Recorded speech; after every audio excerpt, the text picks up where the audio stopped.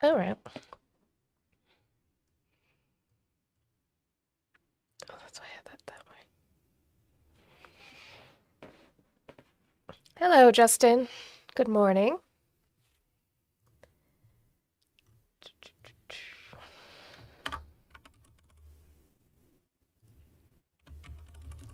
Delayed, right? Yeah.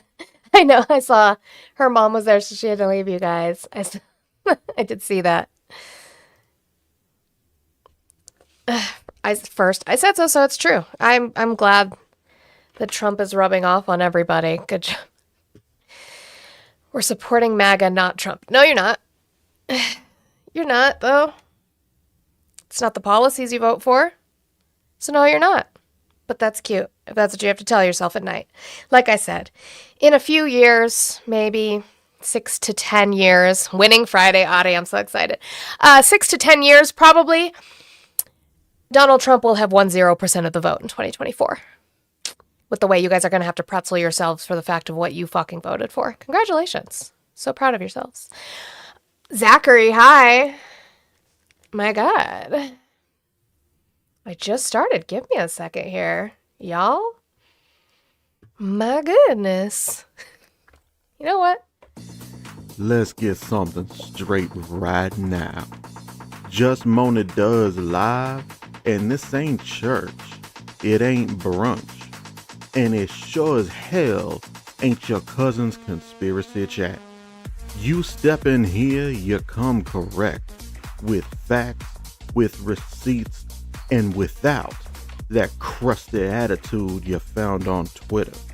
'Cause mama don't argue in circles, don't entertain bad faith, and sure as hell don't babysit roles. Hate speech, gone. Misinformation, blocked. Loud and wrong, baby, we sweep. Tap that screen like it owes you rent. Share this live like you're spreading truth at a family party. Gift if you got it, support if you mean it. And if you came here to debate, don't. Mods, stay ready like receipts in a group chat. But if you came to learn, to listen, to push back on the mess, you're home. Welcome to Just Moni Does House, where truth snatches wigs and disrespect gets dragged out back and taught a lesson. So buckle up, baby, because this live, it don't play nice. Good morning. Good afternoon, everybody. I appreciate you guys being here on this Friday. Happy Friday, everybody. How's everybody doing today? Are we doing good? So real quick, I am going to give this is a personal update before we get into the news updates that I'm sure everybody wants to talk about. It's on the top of my outline. I'll get you there. I promise. Let me just edge you a little bit. But first off, I did post an update about it in my Discord. My husband, my punching bag husband's swollen face, he had salivary gland stones, whatever the fuck that is. $906 later, because unfortunately, as much as his income allows us to get healthcare, me and the kids, which is important, he does not qualify. So that was all out of pocket, $906. So make sure you guys are doing all the good things today. Tap that screen, share the live out, do your daily heart rate. Yeah, drink water to make sure your salivary glands. So if you guys hear me, because I get very salivated when I talk, and I'll do this and stop for a second and swallow, don't make fun of me, because at least I don't have salivary gland issues. But tap that screen, share the live out, do your daily heart me if you have not done so. I have my 100 goal. This is my job. And again, we are out $900 out of pocket. Our SNAP has not come in because they haven't processed the fucking application, even though we did the application way before we were supposed to. So if you guys could, help out with that, that would be fucking lovely. Pay links are in my bio, Venmo, PayPal, Cash App, all the things. And I would appreciate it. Yeah. So we will get started this morning, or you'll get gland stones. You've been warned. This is true. Water, citrusy things are good. All those things. All right. What we're going to start with today, guys, I promise I don't mean to etch you, except a little bit. You know you like it. Insight. That erection. We're going to start with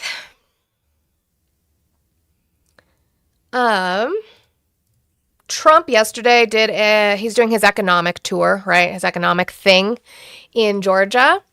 And his economic tour across the U.S., excuse me. Yesterday he was in Georgia, right? And he's going to talk to you about tariffs.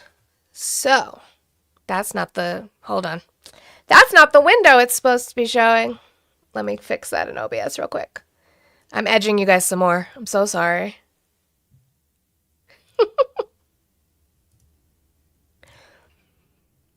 Let's see. Give me that one. That's not the one you're supposed to be on, friend. I usually fix that before I go on. Okay, I fix. Edged you a little more. All right. It's going to talk to you about tariffs in Georgia yesterday. Ready? Without tariffs, what would you do? You know what? Everybody would be bankrupt. Everybody. The whole country would be bankrupt. And I have to wait for this decision. I've been waiting forever. Forever. And the language is clear that I have the right to do it as president. I have the right to put tariffs on for national security purposes, countries that have been ripping us off for years. You know what they were doing? Using tariffs. Without tariffs. He has the right to do it. He has the right to do it, guys. Well, it's going to be a difficult one for you today, Mr. President. Uh-oh, SpaghettiOs. Supreme Court rules against Trump's tariffs, limiting president's power to impose taxes. The decision does not affect all of Trump's tariffs, but invalidates those implemented using a 1977 law called the International Emergency Economic Powers Act. We colloquially refer to it as IEEPA. Uh-oh. That timing was flawless, Audie. The Supreme Court ruled that President Trump exceeded his authority when imposing sweeping tariffs using a law reserved for a national emergency. Again, it repeats what I just said. Chief Justice Roberts wrote in the ruling that Trump had asserted extraordinary power to unilaterally impose tariffs of unlimited amount, duration, and scope, but had pointed to no statute that said the IEEPA could apply to tariffs. In dissent, fellow conservative Justice Brett Kavanaugh said the decision probably would not restrict presidential tariff authority going forward, but would create a mess for the government, including by requiring billions of dollars in refunds to businesses. Other statutes, the ruling blocks Trump's sweeping reciprocal tariffs and those the president imposed on Canada, China, and Mexico in what he said was an effort to stop the flow of illegal drugs. But there are other statutes that Trump could use to impose his duties, which he will probably try to do, right? We talk about this with the whole, you guys like to bring up Biden's student loan forgiveness, right? You're like, the court said he couldn't do it. You're right. The court said he couldn't do it with the mechanism he was using. You guys need to pay attention to the language that the justices use. They said they could not do it with the mechanism he was using. Same thing here. He could not do tariffs in this way with the mechanism he is using, which is IEEPA. They did not give him a good enough reason with IEEPA for him to impose these tariffs unilaterally without Congress. I will get into parts of that opinion, not the entire thing. It is 170 pages long. So there are other ways he can try and do this. Guess what? It'll probably go back to court again. So there were a little bit brief history about tariffs in this news report. Apparently they're downplaying the ruling because of course they're going to. But my biggest question was going to be, are you guys, MAGA, are you going to get tired of winning? I wonder. Said, you remember when the president used to tell the story about getting tired of winning? You reminded me, I haven't told that story in a long time. You're going to be so tired of winning, you're going to be exhausted. You're going to get tired of winning. Remember I say, your governor or Kelly Loeffler, somebody's going to come up and say, President, please, we're winning too much. We're not used to it. Georgia's not used. We can't take it anymore. People are working too hard. They're making too much money. Please. We don't want to win anymore, sir. It's too much. I said, nope. We're going to keep on winning. The people of Georgia want to win. I'm sorry, Kelly. The people of Georgia. So much winning. So much winning. You guys have to be tired of it. I know you guys want to obfuscate and now talk about AOC. What does AOC have to do with the President of the United States getting dunked on by the Supreme Court of the United States in a 6-3 ruling? Yes, Audie. Guess what? Who's in control of Congress? Can you tell me that, MAGA? Who is in control of Congress right now? I'll wait. Do do do do do do do do. Do do do do do do do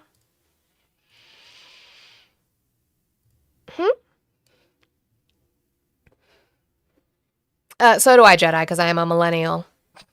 Republicans are in charge of Congress. That's right.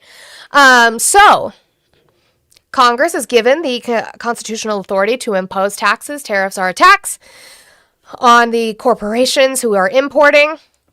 Congress could go in and do this. Are they going to? No. Why? Because it's a fucking midterm year and tariffs are wildly unpopular because they're raising the prices of things that people consume in their everyday life. So they're not going to fucking touch it. They know that that's a hornet's nest just waiting to be kicked and they're not going to do it. So who knows what kind of distraction he'll come up with on that? I guess we'll find out. This is from a piece of the majority opinion that was given by Chief Justice Roberts. He's a conservative judge. He's just what I would call a textualist. He follows the Constitution and not party, pretty much is what I would call him, which is actually why I'm surprised that Kavanaugh dissented, because him and Coney Barrett are pretty aligned when it comes to being constitutionalists. So the power to impose tariffs is very clearly a branch of the taxing power. A tariff, after all, is a tax levied on imported goods and services. I know we have to have this conversation ad nauseum because you guys don't know. You guys don't know what a tariff is and who pays it. So yeah, and they cite it. Congressional Research Service, C. Casey, U.S. Tariff Policy Overview, 1/2025, and Tariffs Raise Revenue, Westland Creamery, Inc. v. Healy, 512 U.S. 186, 193, 1994, the defining feature of a tax. So they're citing where all these things, thank you so much, Urkatron, thank you. They're citing where they're getting all this information that this is a tax. And this would be on Congress to impose and not the president. Hello. Hi, how are you today? I'm kind of sad but happy at the same time because it's another day. Sure. Did you vote for Trump? Yeah. Okay, can I get your age and what state you voted in, please? Yeah, 21 in Florida. All right. Why are you still supporting Trump? Because a lot of people vote because of the things they like, and I did like his immigration, enforcement. I do think that it's great for the country because we How have is laws. that? Because I come from a family of law enforcement, and I do think that when laws are there, you should enforce them. What's the title that our immigration law is under? USC 8, I think. I don't know the exact ones. It is 8. Yeah, it's 8. But again, Mhm. you voted for Donald Trump, correct? I did. You believe in law and order, correct?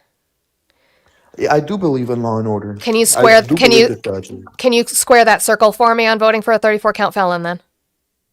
Yeah, and I think that the judge granted him I don't know what kind of, it was like a sentence where he's a felon, but he wouldn't be sentenced to a prison. So his sentence, he was still sentenced, right? But his sentencing hearing came after he won the presidential election.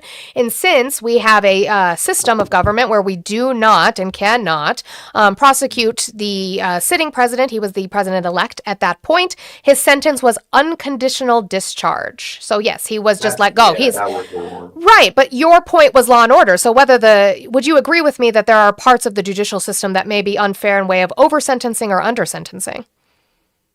I do think that Sure. the system that we had before, the indeterminate sentencings, were way worse than what we have now, determined sentencing. Sure, but sometimes people get over sentenced and sometimes people get under sentenced, and I'm not making a determination either way on his sentencing. What I'm saying is your point was breaking the law. He was convicted of breaking the law, but you're going to come up here and talk about immigrants. Oh, because I like the difference is right that like for me, I have broken the law multiple times. I'm a Okay. citizen, right? Mm-hmm. I did speed multiple times because I wanted to get somewhere quick. I got a ticket Sure. as a citizen. You get a ticket, you show your license, and Mm-hmm. you're on your way. If you are an Those are immigrant, you civil broke the law. infractions. Yeah, when Mm-hmm. you break the immigration laws, which is a federal policies, then you know that you're breaking the law, Oh, right? So if you those are also civil infractions. I'm so glad that you gave me an example that is the same as the other example. Yeah, but the difference is that I broke it as a citizen and you broke it Mm-hmm. as an immigrant. So the No, penalty. there is no difference. The law would, that you could not be charged with improper entry. That is correct. But our justice system would work similarly. Mhm. So what is the punishment if you are convicted of improper entry? So improper entry, Hmm. I guess a very even punishment will be getting deported back Oh, with well, that's not what the law says. You should read due eight you process. you should read the law then. 8 USC 1325. There's not deportation in there. What does 8 USC 1236 say? 1236. I think that's the number. It's around there. It's 1 2 something. So I don't. Apprehension and detention of inadmissible deportable aliens, removal of aliens, order removed. What is that? You have to go through a removal hearing. Getting convicted of 1325, which is improper entry, getting convicted of that in and of itself is not required deportation. You should read up on that again. W. Lenati. For the 10, for that POS ladder puller, he's a rage baiter. I don't think I've ever spoken to him before. But W. Lenati, for the 10, I appreciate you. I don't think I've ever spoken to him. But maybe he should try reading. They don't do that. Good Night Moon is always a good place to start. I always advise that is as the place to start. Okay. We continue.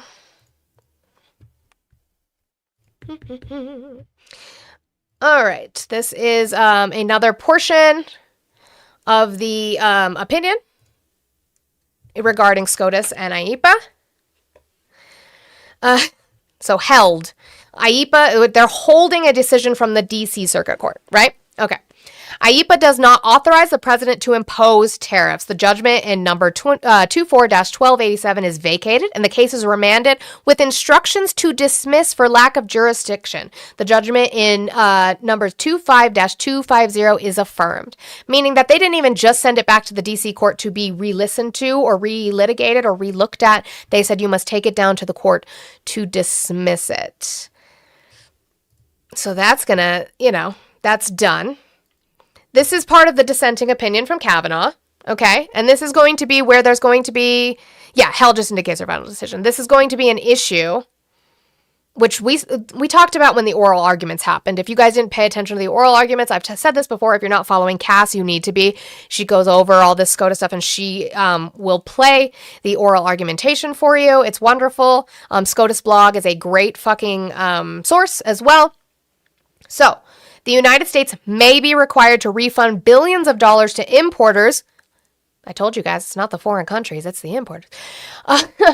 Dollars to importers who paid the IEPA tariffs, even though some importers may have already passed costs to consumers or others, which means that they might, we don't know what the mechanism would be and how they would do this. That was part of the argumentation in the oral arguments. They're not ordering them to do this. Let's be clear on that. SCOTUS is not ordering the administration to refund tariffs to corporations. But does that mean there might be lawsuits in the future from corporations? We don't know. We just don't know the mechanism with which this is going to be used and what's going to happen. You have an article on the potential process. That's awesome. But are the consumers going to see this? No. I have a feeling Law talked about this in Cass's this morning, if you weren't in there, that these corporations will probably do exactly what they did during COVID, which they increased the prices because of tariffs, or during COVID time, they increased the prices because of the supply chain issues, and they just never brought it back down.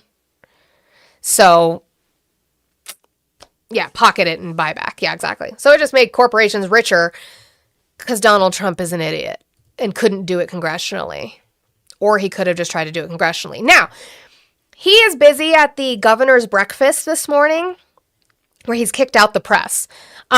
So we don't have his reactions. Who knows what he will truth about later when he's ranting and raving. I'm sure he'll come out and speak at some point, ranting and raving. But in the meantime, what we do have is a report from CNN that they were getting like details from staffers on his reactions, right? Like staffers will come out and be like, oh my God, this is what's going on. So this is the reporting we have on his reaction right now. The governor's meeting, I guess it wasn't, the Republican governor's breakfast, correct? About this. Yeah, Pamela, we still have no official reaction from the White House or President Trump. We are waiting. I am told that they are meeting, discussing how they are going to respond. But we have learned more about what happened in the room when President Trump was with those governors and he learned of the Supreme Court decision. Apparently, the breakfast had been going well. They were working together. And then President Trump became enraged. He started ranting about the decision, not only calling it a disgrace, but started attacking the courts, at one point saying, these effing courts, but using the actual language there. We know that President Trump does use expletives on quite often when he is enraged in particular. Now, this, of course, comes as this tariff policy. This could not be a bigger decision for President Trump. This could not be a bigger loss for President Trump. Not only is so much of his economic agenda based on these tariffs, so much of his foreign policy is based on these tariffs. He has used these tariffs as leverage in almost every meeting that he has had around the world. He has touted them as the most important part of the economic agenda. So clearly. So I just want everybody to know that YouTube is freaking out, which they do this every single time. CNN, Clown News Network, is she wrong about the fact that a majority of Trump's economic plan was based off tariffs? Or are you just going to crash out? You are that brainwashed and that incapable of critical thinking outside of glazing Trump that you can't focus on the fact that she's speaking the truth right now. This is not an opinionated thing.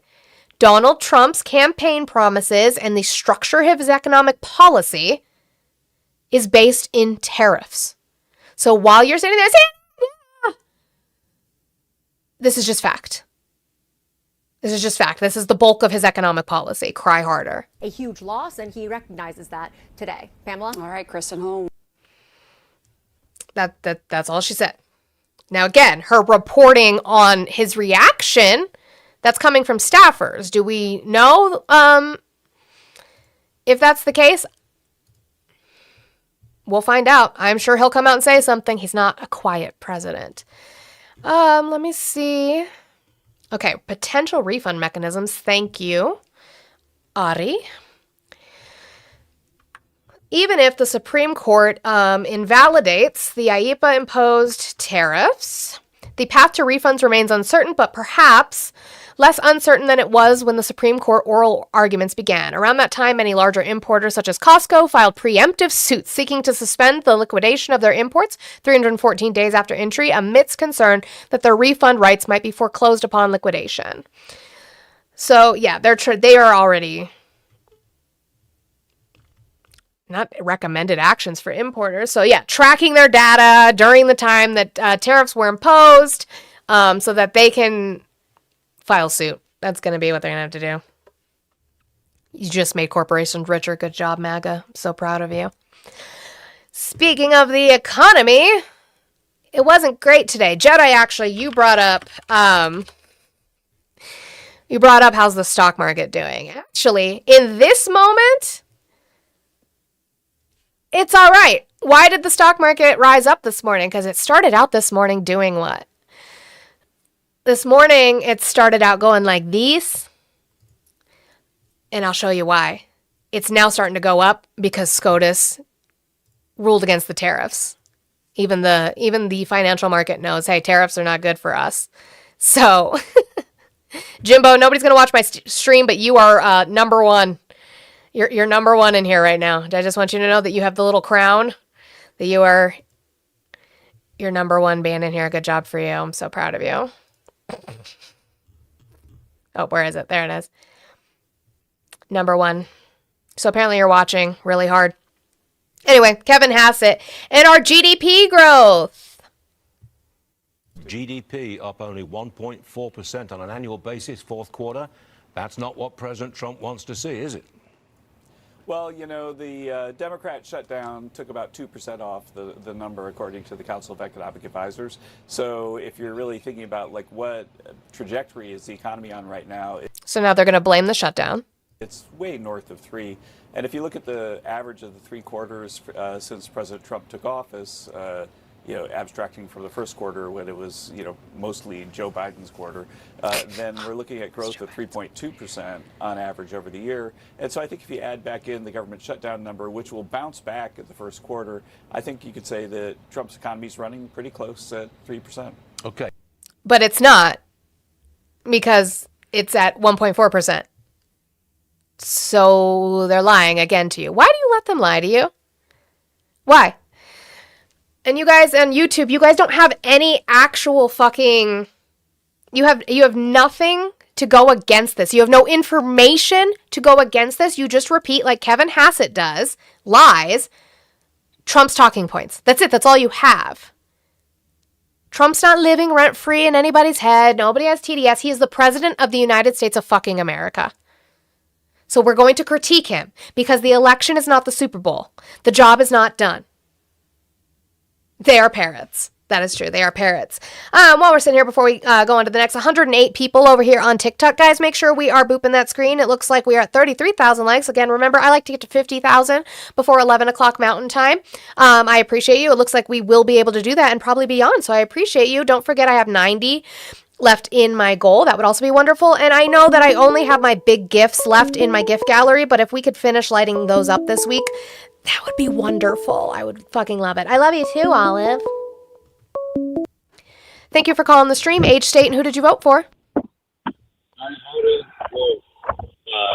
I didn't vote for Trump. To be upfront about it, I actually voted for the last election. You sound like you're underwater. Is there any way you could... hold on one sec. Sure. Do you hear me? I can hear you, yeah. Yeah, I was just watching you stream. I Sure. like what you're doing, you know what I mean? I'm not a Trump supporter. I know there's some dudes that probably call in and they're like, oh, you, why are you saying that about my dude? Like, you know, I'm not one of those dudes. I'm actually calling just to say, you know, keep it going. You know, I like what you're doing. And it's positive. You know what I mean? I feel like what politics has been as of lately has just been negative. But especially, you know, with the Epstein files, that was just depressing, man, you know? It is, So, like, unfortunately. yeah, you know what I mean? Like, I feel like people just, you know, once, like, it gets close to the election, like, this is, like, all the ammo that them, should use in their repertoire, in a sense, like, to really, like, flip these seats, you know? Mm-hmm. And I'm really hoping that things do pan out. But I did want to say for, like, your viewers, you know what I mean? Like, the one thing I really hope that people really hold dear is policy. Because I feel like what leads to, like Trump or, like, somebody like Trump in the first place is like, you know, the corporate standard Dem that just like, you know, goes along with Israel on almost every single thing. And then, like, on certain policies and certain companies or certain corporations, there's always kind of like, oh, yeah, I would increase minimum wage to a living wage, but, oh, you know, like the proletariat didn't like it, or somebody didn't like this, so we can't go ahead and do it. Well, So sure, but like I mean, when they unfortunately, we have filibusters and they do need 60 votes in the Senate that's to be able true. to get these things done. So, I mean, Republicans that's- block a lot of their progressive policy. I appreciate you. Thank you so much for calling in. I appreciate your support. I agree with you, but also, again, as much as I dislike the Israeli government, you're going to be hard pressed to find an electable candidate that is going to be outward about not. All right. Now, remember Hassett's statement on the New York Fed study where he said that they need to be disciplined? Well, he's walking that back. So that's an interesting one. Thank you so much. Thank you so much, Eddie Bombay, for the 2. Super chat. SCOTUS struck down the tariffs. Happy Friday. Happy Friday. SCOTUS struck down the tariffs. Appreciate that. So this is Kevin Hassett saying, I'm going to walk that back on the disciplinary thing. Good. I got to go to this New York Fed study. This is about Oh, tariffs. yeah, sure. You know where I'm going here. The Yeah. study said 86% of the tariff burden falls on American businesses and American consumers. 86% falls on us. You say the economists who came up with the study should be disciplined. What's your issue with the study? Yeah, I probably got a little emotional when I said that, and I regret if the people who wrote the study feel like I personally attacked them. That was certainly not my intent. The bottom line is that the Federal Reserve itself needs to have a policy where, the extreme gravitas of the Fed should be used to talk about monetary policy and not to go willy-nilly into every single political topic if they want to preserve their political independence. Good. Their political independence was the fact that they ran a study that said that we're paying a majority of the tariffs. You can cry about that, but that's just the fact. Now we're also going to obfuscate on the fact that, not only did growth slow, right? Growth slowed, tariffs bad. We also had inflation starting to rise. So Kevin Hassett is now going to, retracted Peter. Just want to talk about inflation. The PCE, that picked up a little bit. That's not a great sign, is it? Well, I mean, it's just 1 month. The consumer price index is headed right back towards the target. If we look at the details, there are a heck of a lot of things that are growing in the ones now. One of the things that happens, Stu, when you've got runaway inflation like we had in the Biden years. So he's conceding, kind of. He's saying there are some things that have gone down, but yeah, other things have gone up. So Trump is lying, which we know, when he is saying that everything has gone down. It's not true. I will say this again. I've said it over and over. You guys don't seem to listen. The 50,000 likes are on TikTok, YouTube. Why the fuck are you freaking out over there about my likes? That's on TikTok. I'm talking to TikTok. Deal with yourself. Biden did this dumb shit too, even though the metrics were actually better. The metrics of the economy were better under Joe Biden, but people were not feeling that. And I absolutely agree. That had nothing to do with being a Democrat or a Republican. People were not feeling better in their pockets, regardless of what the metrics of the economy were actually doing under Biden. The issue with that is that the Biden administration and Biden himself came out and said, things are great. Things are great. Look, things are great. And people are like, what the fuck? Things aren't great, Joe. It was a terrible fucking idea. It was a terrible way to fucking campaign about the economy as president. It was awful. Fucking stupid. Absolutely dumbass Joe to be able to do that. Guess who's doing it now? Donald Trump. The Trump administration. And the metrics are far worse. Everything's fine. Everything's fine, guys. The economy's fine. So that's what Kevin Hassett's going to do, is he's going to start blaming the Biden economy. He even, after already conceding that only a few things are down, because everything's not down. Is kind of the price of everything is going up, and what we're seeing now is that there's a whole bunch of variation in what's going up and what's going down. There are a whole bunch of things below the target, and that's exactly what you see as the Fed reaches its target. At the top of... They're not reaching your target. Inflation is starting to get hot again. That's what's happening. What do you mean? Which we know. They've been moving the goalpost on, and they're going to keep doing so. Here is a montage of Howard Lutnick, the Commerce Secretary, moving the goalpost on, do we share the live? The suppression is crazy. I don't know why I have so few viewers today on TikTok. Moving the goalpost over and over and over again for which quarter we were going to start to see things. I remember hearing we were going to see Q2, Q3 of 2025 being good, and then I started to hear Q1, Q2 of now this year. Because they're just slowly moving it, because it's not getting better. So this is a montage of him moving that goalpost.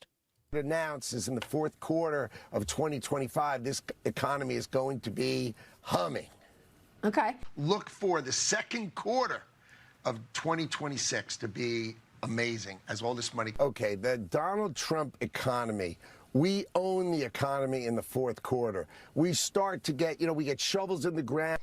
Donald Trump owns the economy in the fourth quarter of 2025. Well, that fourth quarter didn't look so hot today, did it? I would say the first quarter of next year will be the best quarter. Job after job after factory, They're coming, and they're coming now. So I would say 1 year from today, you are going to see job numbers in the second half of next year that are going to blow you away. And I would say the first quarter of next year will be the best quarter. The golden age of America, it's coming now. You feel it now. What's going on?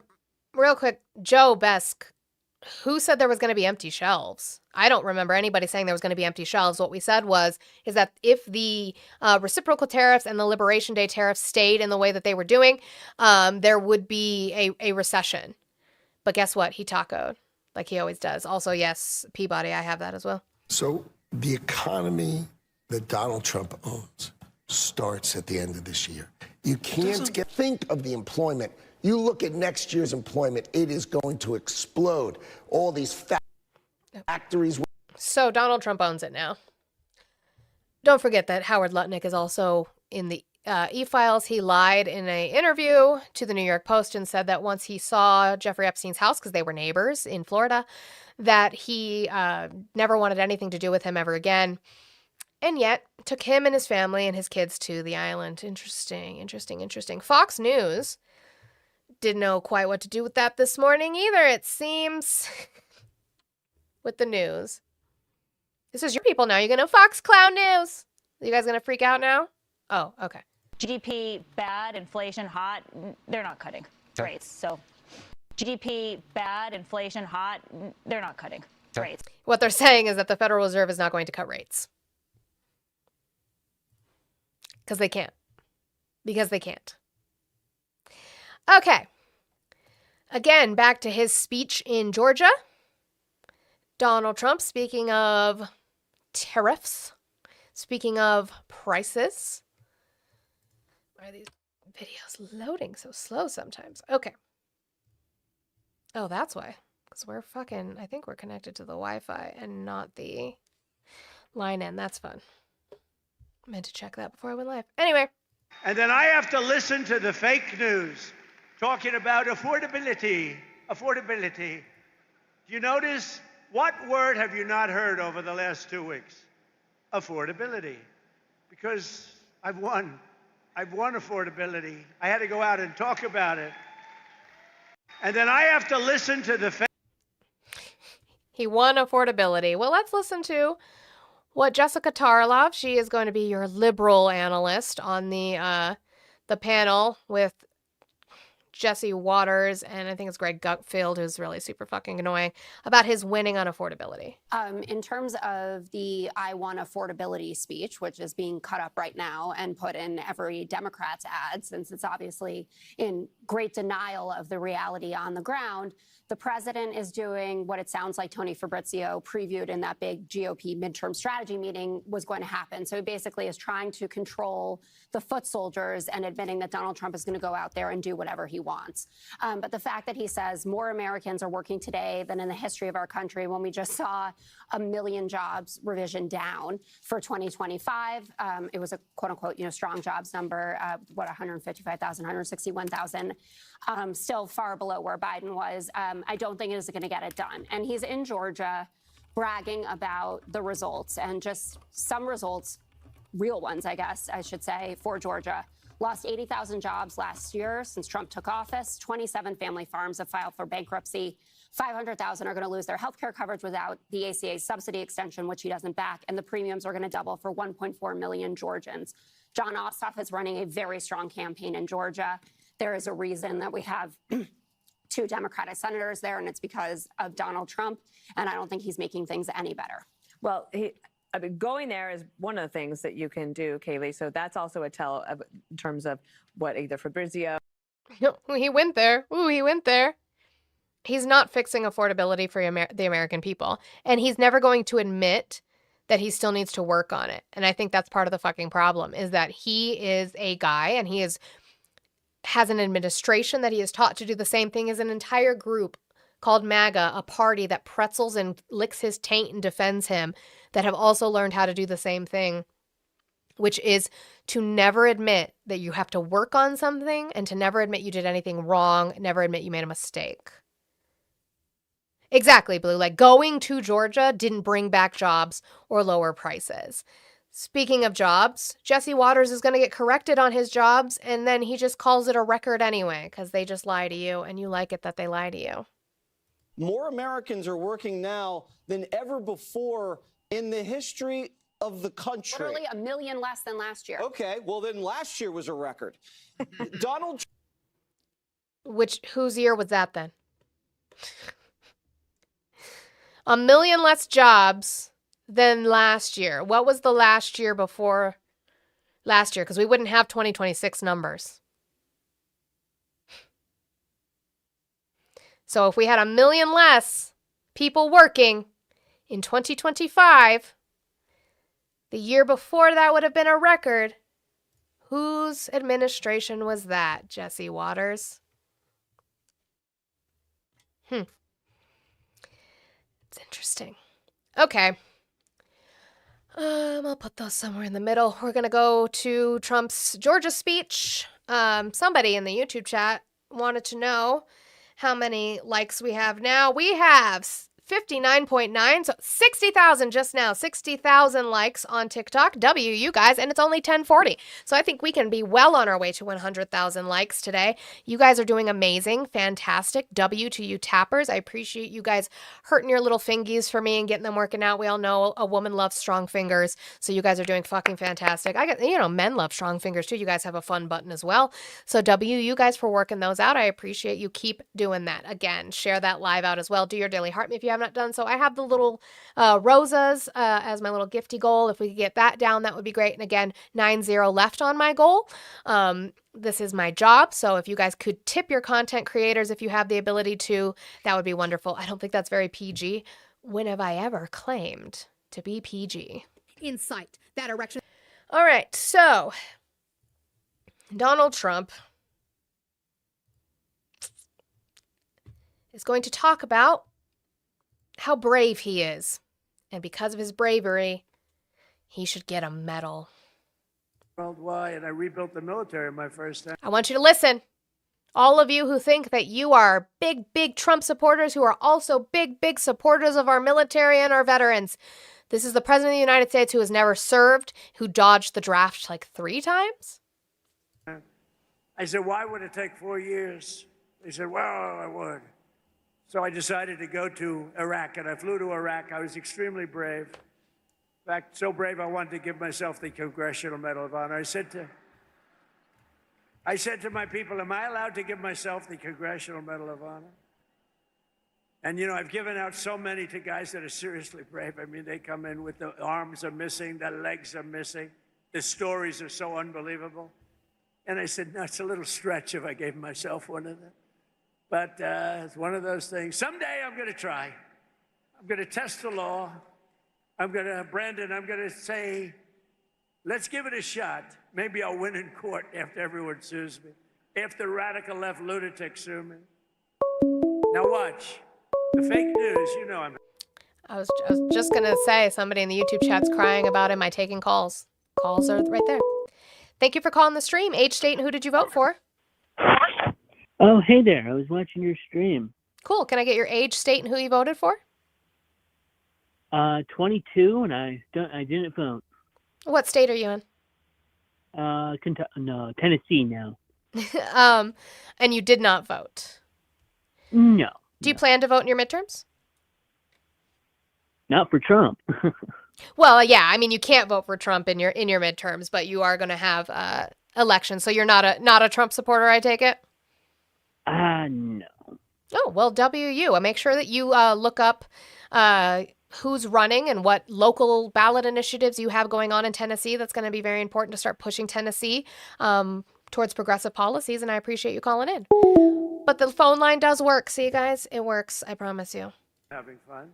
The fake news will say, Donald Trump wants to give himself the Congressional Medal of Honor.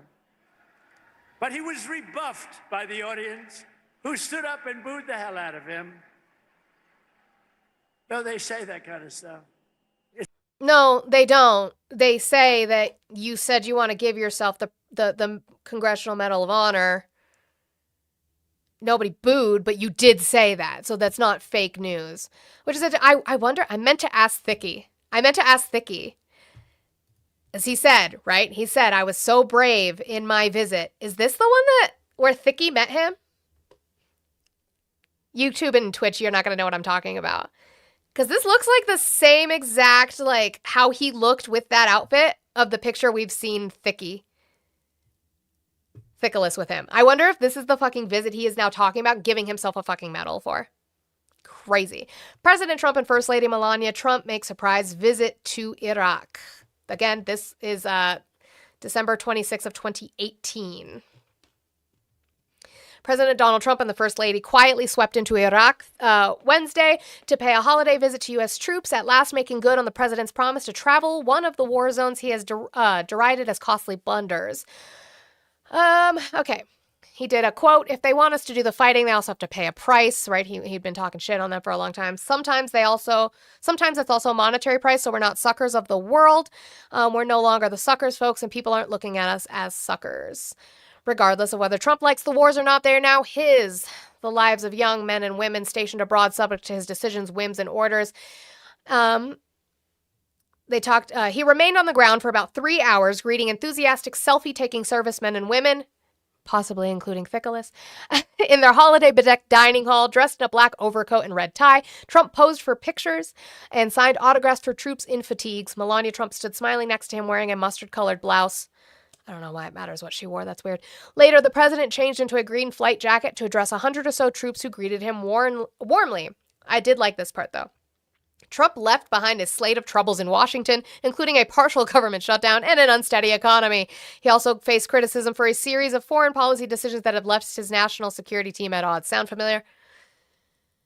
Yeah, because he was getting shit for not visiting. No, I think this is the fucking trip. It's hilarious to me, actually, because it just ended up on my outline in that way. But he's brave and wants to give himself a Medal of Honor for doing that. Guess what? Bush also visited them, and Obama also visited them. Trump himself included. I think it's like 6 times that a U.S. president has visited Iraq. So I guess we're giving out Congressional Medals of Honor just for presidents being able to visit and speak with the troops. The fuck?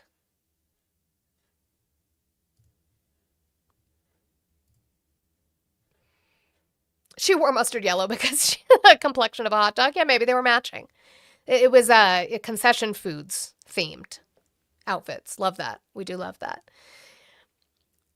So now he's talking about the SAVE Act. This is like a small clip, but he's talking about addressing the fact that people are rallying that the SAVE Act will disenfranchise voters, which it will. But this is what he says, because he knows that it's meant to suppress votes. He knows that it's meant to keep people from wanting to register to vote.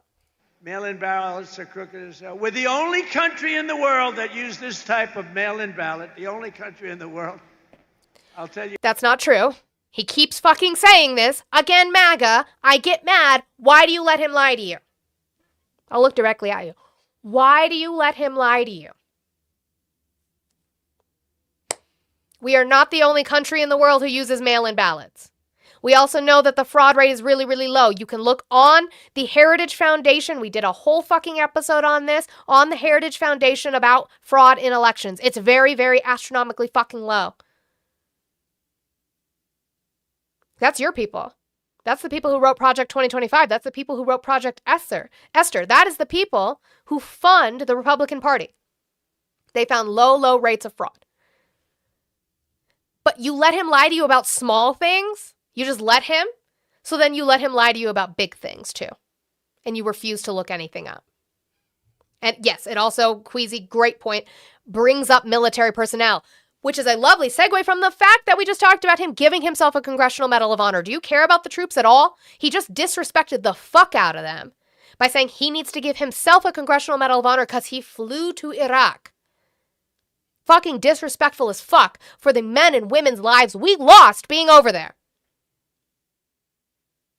Now he's being disrespectful again by saying and lying to you that we are the only country with mail-in voting when we're not, and that this is how our military members overseas vote. You want to take that away from them. I do care. Both of my parents are veterans. I absolutely fucking care. You don't. And we know that. You know what? Republicans have to win this one. We'll never lose a race. For 50 years, we won't lose a race. We want voter ID. We want proof of citizenship. And we don't want mail-in ballots. We'll never lose a race. We'll never lose a race if we can make sure that marginalized communities have extra fucking steps to be able to vote that we don't need because the rate is already so fucking low.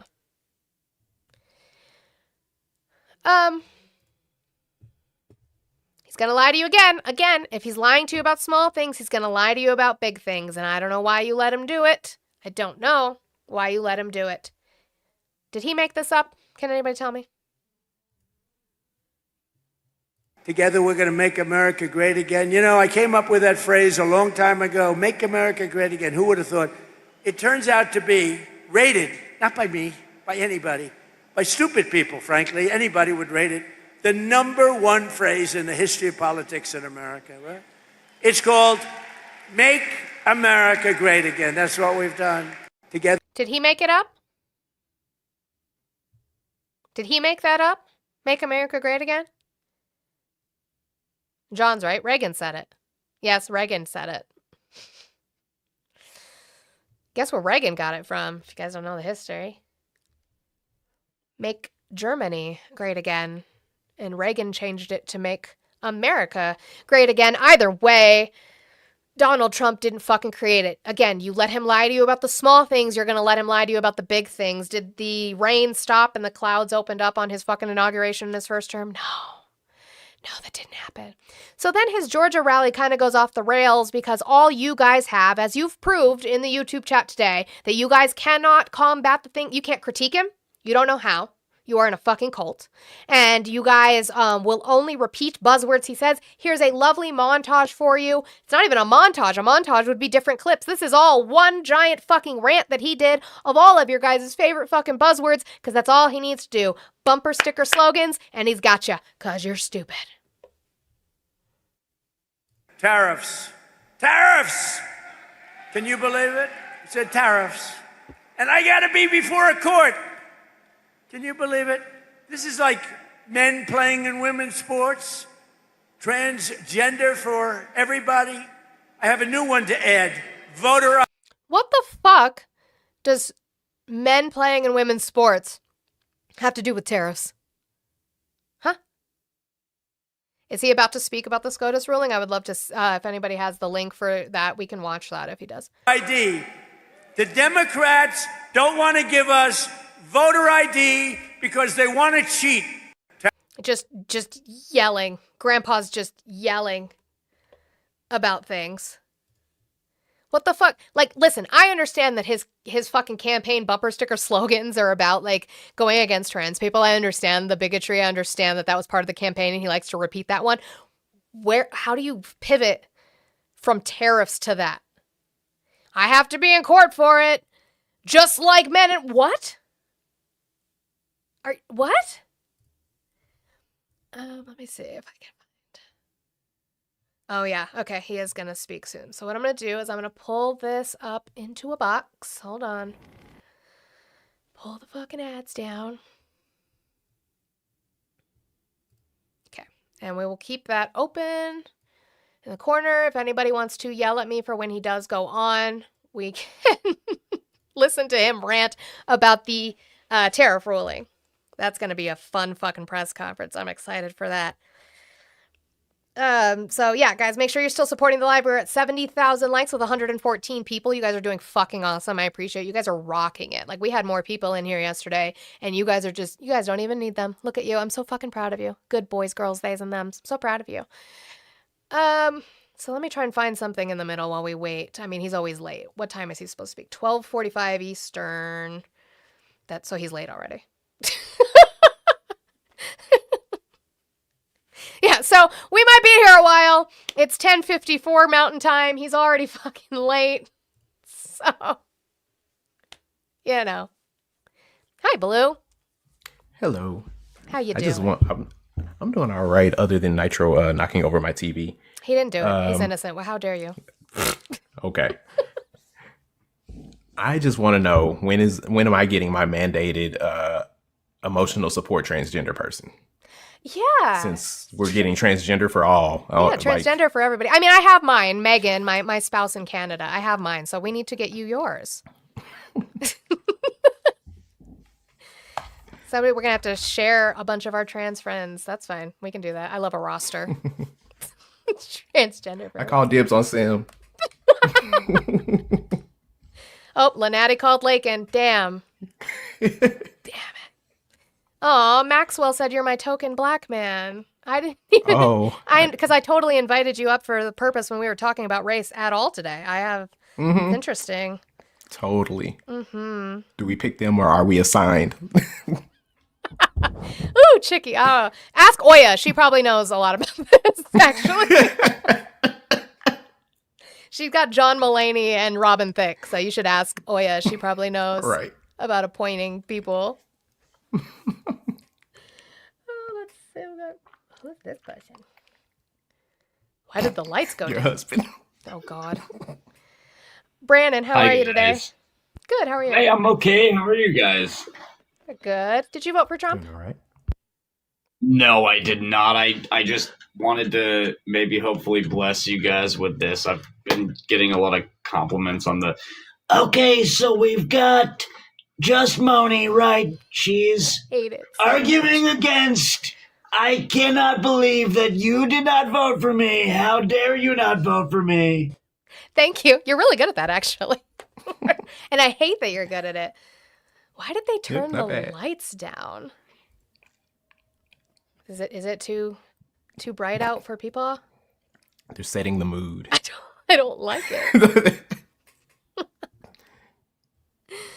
I don't like it. I'm a grifter, gradual decay. Yeah, I'm a grifter. So guys, actually there is 111 people in here. I have 90 left in my goal. So I don't even need the entirety of you. If I could get 90 of you to do a $1 train or even half of that to do a $2 train, we'd be well on the way to my goal. I'm a grifter. You guys need to pay your grifter fee, your DNC fee, Antifa fees are due too. It is getting to be the end of the month, guys. So make sure I love how they don't use terms until the left uses them. Yeah. Because they didn't know what a grifter was until the left called a bunch of actual grifters. Oh, the George Soros fee. You're right, Robbie. Yeah. Well, and they, but they're fine with Benny Johnson. They're fine with Tim Pool. They're totally fine with all that. Why'd you turn the lights off? What the heck? Who turned out the lights?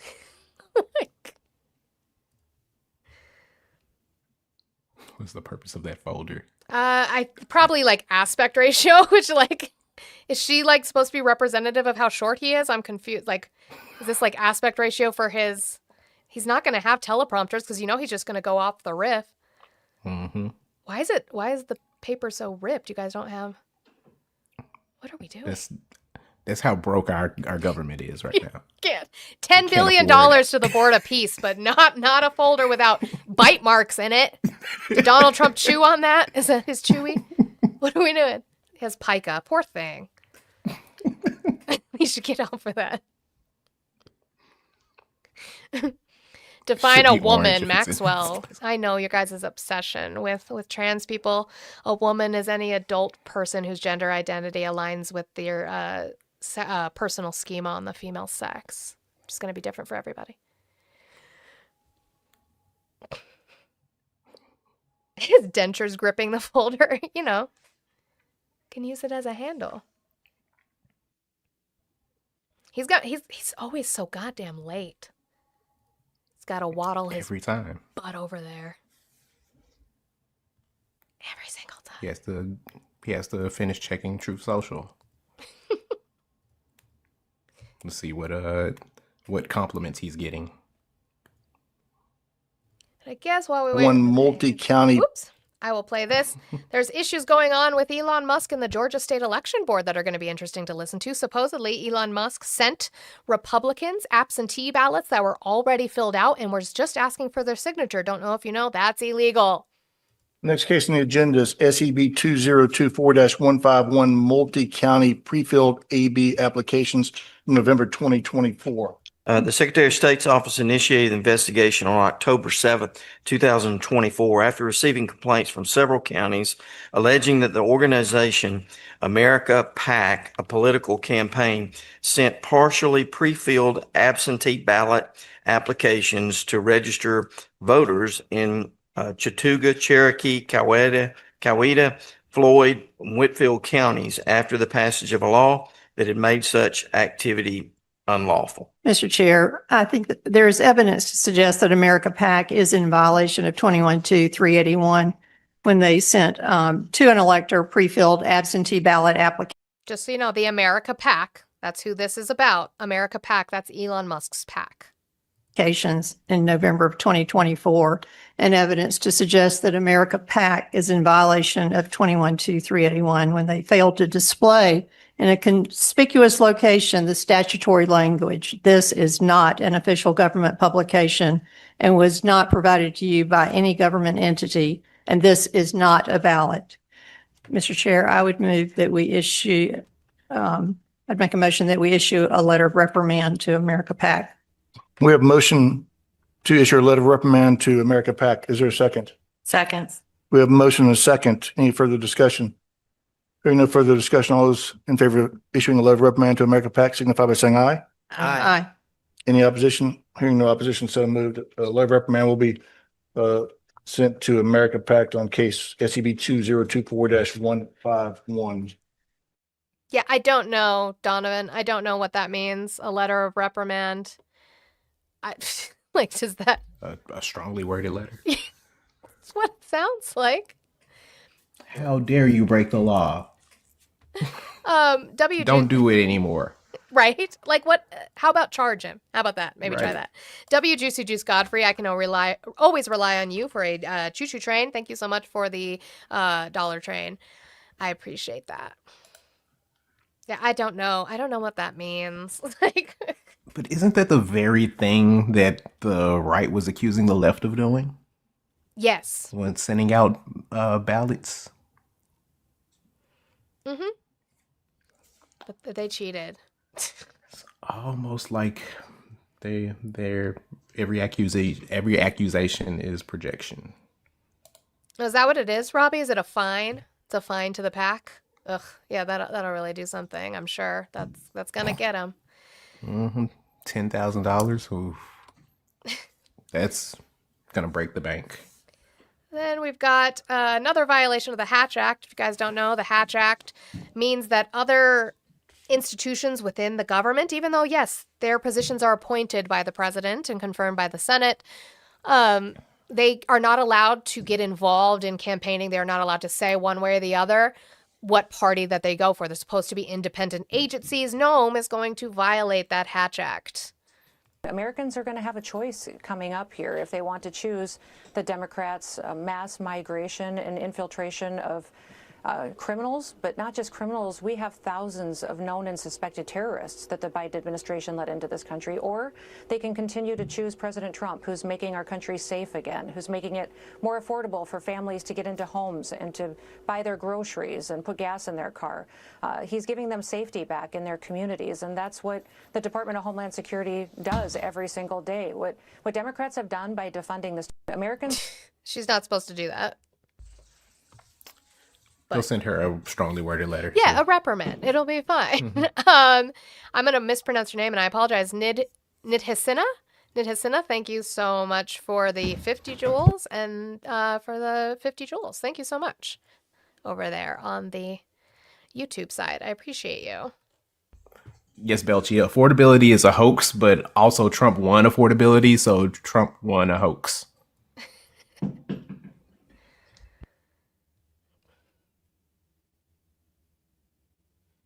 Still, now the lights are on. They're just, I'm still just waiting.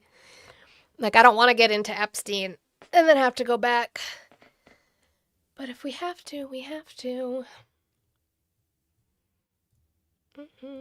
I mean, I have two things on immigration we can do real quick. So remember, he had his Board of Peace meeting yesterday, which is interesting. The countries that are on it are not very peaceful countries. And I know CNN, oh no, God, CNN. are going to talk about specifically how the countries that we have sitting on this board of peace, which again is not a government sanctioned entity. This is not government sanctioned. This is legitimately outside of it. And yet we're going to be pouring American tax dollars into it, $10 billion. That's interesting. It's going to be a slush fund for the president of the United States. How these countries that are also on this board are countries that we don't even allow visas from. Tony Blair, former prime minister, is. That's right. But look at the countries that have accepted invitations. I mean, Albania, Azerbaijan. You can't even come to Kazakhstan, America from Albania. Mongolia. Right. So when you look there are about half of those countries that you see on that list. Their citizens can't come to the United States. Right. They're banned. They're on a visa ban list. Well, what's the point? What's the point is the logical effect. We have found those countries to be so unreliable and so risky, and perhaps nexuses of danger and terrorism, that we won't let their citizens even get a visa. But they're going to negotiate peace. But they're on a board of peace. Oh, I think that the board of peace, to be honest, at this point, no other country has been able to end the Israel-Gaza conflict until Donald Trump came around. Donald Trump, quite literally, probably is the only person who can make these things happen. I don't think we need other countries at all. Let's go back to the board of peace, though. Do you understand the point that is being made? Oh, I don't think those countries should be on there. Okay, but they are, and they were put on there by the person that is leading the board of peace. So it's just... Yeah, but they're not going to have any real voting power. Donald Trump is the buck. So it's not a board. Well, to be honest, so it's a facade. So what are they there for? Right. To funnel money into this slush fund for Donald Trump. And I want to be clear, when I call them the Legion of Doom, I'm referring to the 1970s Hanna-Barbera Super Friends Legion of Doom. A very specific set of Legion of Doom time is what he's saying. I would hate to be part of the White House press pool. You're just sitting there waiting on him to get his diaper changed constantly. That would suck. Okay, so this is the last thing I have in immigration for today, there was a Washington, again, guys, they source it, MAGA, I know you don't understand what that is, look, source. Washington Post ABC News Ipsos poll conducted February 12th through the 17th, 2026, among 2,589 U.S. adults with a margin error of plus or minus 2 percentage points. Error margin is larger among subgroups. Remember, so it's only about a little over 2,500 people, but they do sample sizes. Usually sample sizes are representative of the whole. Most say judicial warrants should be required to forcibly enter a home. When a federal law enforcement agency wants to forcibly enter someone's home, should they need to get approval from a judge, or is approval from the federal agency enough? The U.S. overall is at a 77% that you need to get approval from a judge. Democrats, over 93%. Independents or other, 81%. And even Republicans think you need to get approval from a judge at a 56% rate. So again, why do you keep letting this administration lie to you by saying that they don't need judicial warrants and that administrative warrants are the same thing? Because they're not. They're violating the Constitution. I showed you where Buddy Carter said we can't get a warrant for every situation. So they're just actively going to violate the law. And you're fine with that for some reason. Don't know why, but you are.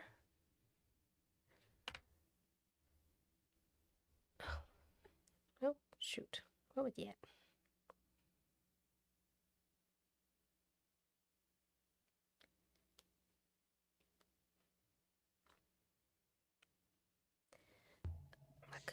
Continue to tap the screen. We're at 85.5K likes. Moni wants to get us to 100K. We're almost there. I know, you guys are so close. Just keep tapping. Do the things. W Amber for the $2. For your $2 Twain, from $1 from me and $1 from my cat Bree. W Cats. Surprise, cats don't like to pay for anything. Yeah, Nitro definitely ain't gonna pay for this TV if he breaks it. No. He needs to stop climbing on stuff like that, though. That is crazy that he keeps knocking. He climbs on everything. And I just got him a cat tower and he already broke it. That was her weekly allowance, Amber. Oh, Antonio says warrants are for U.S. citizens, not criminals. Then how would they ever be criminal? If they're not under our jurisdiction to be able to get warrants for, how are they criminal? Explain that to me, Antonio. The Supreme Court of the United States disagrees with you. Y'all really just, they just say don't anything. think these things through. They just You don't think at all. Just they just be saying shit. if they're not protected by our law, how can they break our law? They illegally crossed into the country. Okay, even if I grant you that they illegally crossed into the country, saying that term, you answered your own question in that phrase. Illegally, meaning they are subject to the jurisdiction of our laws, which also means per SCOTUS they are under the protection of them as well. Otherwise, it doesn't mean anything. You're giving SOVSIT, and you don't even realize that you're giving SOVSIT. If I don't recognize your laws, they don't count. You can't, one, call them a criminal, but also say they have no rights. No, it doesn't. So- Show me it doesn't then. They love to talk about other countries' laws. Mhm. So if we go into, let's say, Germany, we just waltz into Germany. Mhm. Are you saying that I can just commit whatever crime I want in Germany because I'm not subject to their laws? I guess so. I guess tourism, too. I guess you don't get protections as a tourist either. You don't get charged as a tourist either. This is the YouTube chat, Marina. Also, does that mean that American citizens can commit whatever laws they want on immigrants because immigrants aren't protected by our laws? Is that what you're saying? Somebody just yelled in all caps, it's the American Constitution. Yeah, I'm aware. Are you? Do you know? Fifth Amendment, due process. No person, look up what SCOTUS has ruled on person versus citizens, because if you read about the voting amendment in the Constitution, it does not say persons. Why? Because they can't vote. So persons versus citizens, two different things. No person shall be held to answer for a capital or otherwise infamous crime unless on a presentment or indictment of a grand jury, except in cases arising in the land or naval forces or in the militia, right? Because they have their own separate court. When in actual service in time of war or public danger, nor shall any person be subject for the same offense to be twice put in jeopardy of life or limb, nor shall be compelled in any criminal case to be a witness against himself, nor be deprived of life, liberty, or property without due process of law, nor shall private property be taken for public use without just compensation. So again, Jesse Landry, anybody else on the YouTube chat, show me where SCOTUS has ruled or within the Constitution where these rights do not apply. If these rights don't apply in their protection, they don't apply in their usage for their jurisdiction and way of crime. Congratulations. You guys have to learn about the Constitution. How do you know we have to wait 3 to 5 business days before he starts speaking? I hate it so much. You're just sitting there twiddling your thumbs. Like wild. I like how the Fifth totally debunks the idea that the militia is 56-year-old Rob with his AR-15. I am not Two-Spirit. That's a weird question, Maxwell. You're still obsessed and talking about trans people, which is interesting. Yeah, he is probably taking a quick nap. He did have that governor's breakfast. He probably needs a little nappy with his baba before he comes on. Either that or he's eating his third McDonald's meal today. Yeah, to God. According to RFK Jr., then he just eats Big Macs and downs Diet Coke, and that he just puts poison in his body.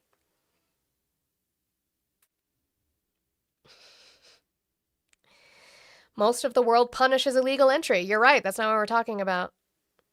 We have the laws on that. You're correct. And nobody here is saying that we shouldn't deport criminal aliens. Nobody's saying that. Thank you for calling the stream. Age, state, and who did you vote for? Fuck Melissa. You right. Fuck Melissa. Boy, yeah. Oh, yeah.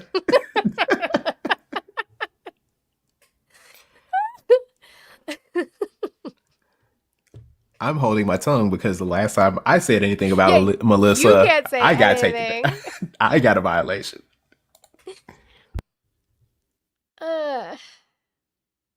Nobody said that. You guys, I don't know where your heads are at. I have roots in Germany. Does that mean I just get to live there off Germans' wages? No, nobody said that. I think they're talking to somebody who's talking about the fact that the people that they call illegal are actually indigenous to this country. I think that's who they're arguing with. Okay. Every time. Nobody said that.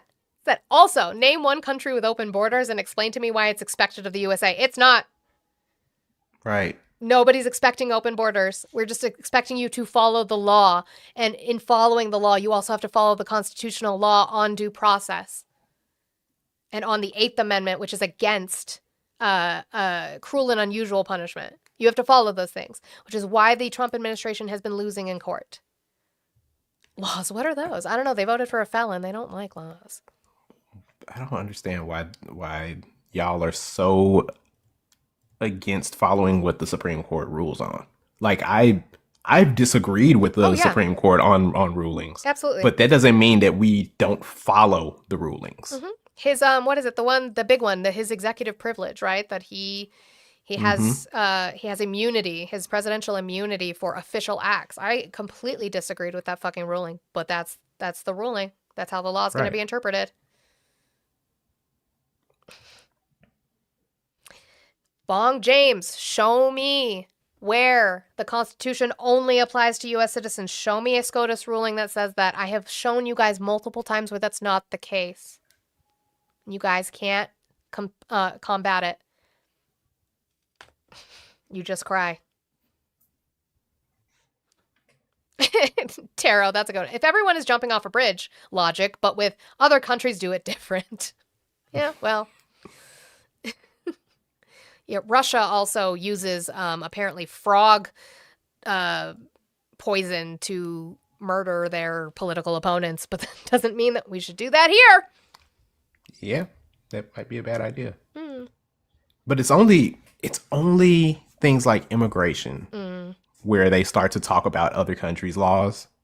When we talk about universal health care and how the Nordic countries have really good universal health care, right, and other social, like nationalized education, things of that nature.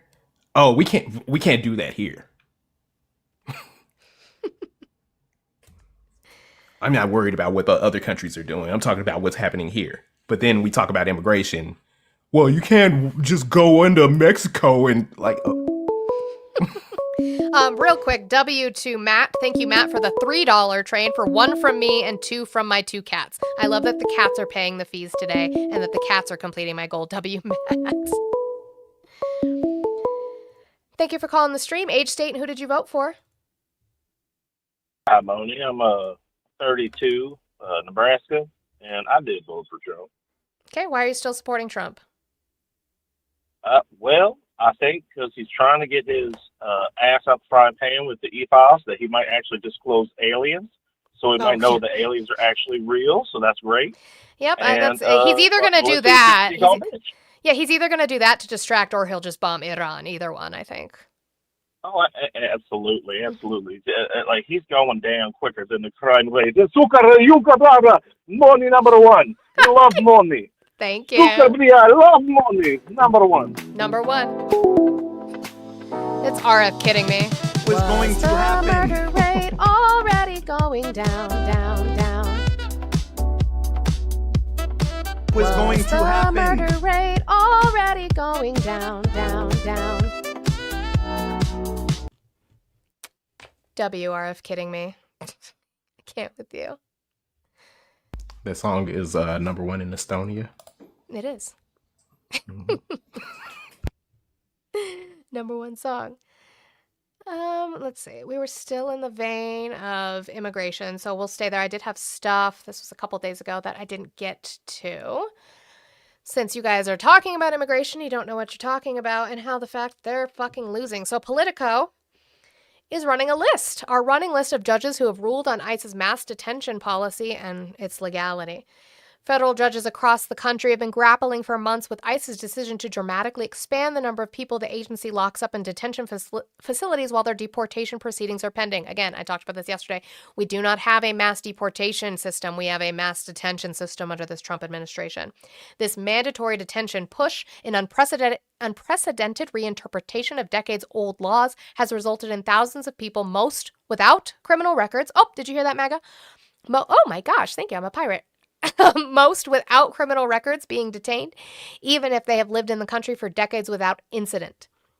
That has led to a deluge of emergency lawsuits brought by individual detainees, thousands of whom have challenged their detention as illegal and unconstitutional. District judges appointed by every president since Ronald Reagan have overwhelmingly agreed, rejecting the new policy, while a small but growing minority, primarily of Trump-appointed judges, has endorsed the administration's view. The Fifth Circuit Court of Appeals has embraced that outlier view as well, but the issue is far from settled and could be on track for the Supreme Court. And so they just have a lovely little chart for you. You have your judge, for or against, the state, who they were appointed by. And that's a constant running list that they're keeping for us, which I love. Thank you, Politico, I guess, for keeping track of that. Which was also, I had found it originally from Kyle Cheney. He's really good with court stuff.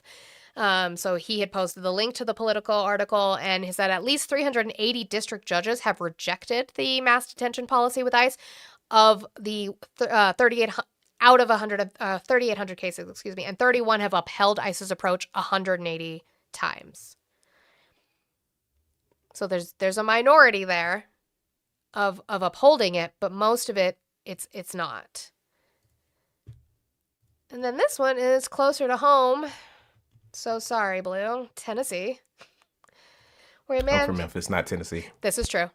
He's a Memphis man, not Tennessee. Where this guy chooses to lie about the crime stats and gets caught with that. So I heard you say that. It's coming out of one earphone again. Love that. Love when it does. It's coming out of my left earphone. So if you're having trouble hearing it, it might be because you only have your right in.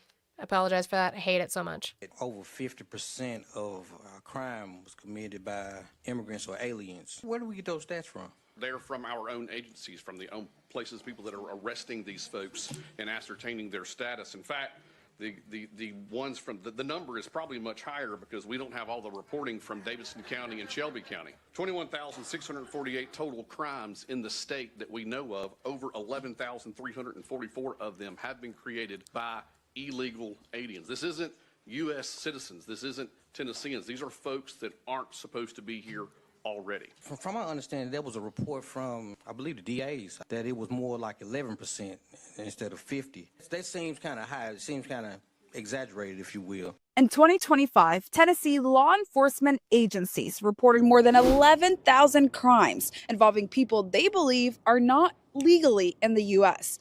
With the biggest population, Davidson County topped the list with nearly 2,500 cases. About 8 out of 10 cases involve nonviolent offenses, most commonly traffic and driving related charges, such as driving without a license. 1 out of 10 were violent crimes. Compare these numbers to the overall crime in the volunteer state. Well, FBI and state crime data says that Tennessee sees more than 500,000 crimes in a year. That means that criminal cases involving undocumented immigrants, according to the 2025 report, make up roughly 2% of all reported crime in the state. Johnny, you just absolutely lied about those numbers, dude. It's 2%. 500,000 crimes, and 1/10 of those are violent. You liar, dude. And you let them lie to you. So I could tell without even looking that Jesse Chisholm was from Memphis because of that, because of his accent. Are there different Tennessean accents? Absolutely. Yeah, Memphis has a much different accent from Middle and Eastern Tennessee. I've got, thank you, Juicy Juice Godfrey, thank you so much again for another dollar train from your cat. Thank you for making your cat pay their Antifa dues, because we all know that cats are the leaders of Antifa for sure. That they're definitely anarchists as well. And Monique, thank you so much for the 10 on the Green app for yourself, 2 cats, 3 dogs, 2 snakes, a toddler, and a hubby. Thank you so much, making that whole household pay the Antifa dues today. I appreciate you so much. Yeah, with Memphis being directly on the corner of Arkansas and Mississippi, there's a whole lot of blending That of makes accents. sense. I always say it's if you've ever watched the what are they called? The Knives Out, Knives Out. There's a bunch of there's 3 of them. There's the I like still need Glass to watch the Onion. third one. Oh, the newest one? What is it? Dead Mhm. Man Wake Up? It's really good. But the accent that's not Tennessean, but the accent that Daniel Craig does, I always call it the Foghorn Leghorn accent. Mhm. That's what it reminds me of is Looney Tunes growing up. Very much so. And guys, I promise I'm not leaving you out. There were just 12:45 Eastern. Sure. That's what was going to happen. And then I know that Olive had brought this up a couple days ago. I just didn't get a chance to cover it. But Kristi Noem had taken away a ship being used by the Coast Guard to look for a missing Coast Guard member, which is gross. So the Coast Guard had surged ships and aircraft to the Pacific to find the guardsman. Hours into the search, Noem learned that a Coast Guard C-130 that was supposed to fly detained migrants from California to Texas was among the aircraft over the Pacific looking for the missing guardsman, and she intervened, according to the 2 U.S. officials and the Coast Guard official. Noem verbally instructed the acting commandant of the Coast Guard, Admiral Kevin Lundy, to pull the plane off the search and rescue mission so it would not miss the immigrant flight as part of the DHS's so-called alien expulsion operations, according to 2 U.S. officials and the Coast Guard official. Lundy notified the National Command Center, which ordered the C-130 to fly to San Diego, while other aircraft and ships involved in the search continued, according to one of the U.S. officials and the current Coast Guard official. Seems very America first. That's insane. Getting rid of immigrants and brown people was much more important. And it's not even like they weren't still going to be deported. Right. Like you just would have to hold on to them for another day or so. Right. I need to be able to show that picture and I can't. Oh yeah. I can't. It's not going to work. It's pushies for Antifa. You know, she's saying pussies for Antifa. Thank you for the 10. I need to find. Oh my God. I want to, let me view it somewhere so I can find a way to save it. So I can. Oh yeah. Did you take your medication today? That's a good question. To be fair, she's still chaotic. She's just not like. Oh yeah. She's not chaotic. Completely unhinged.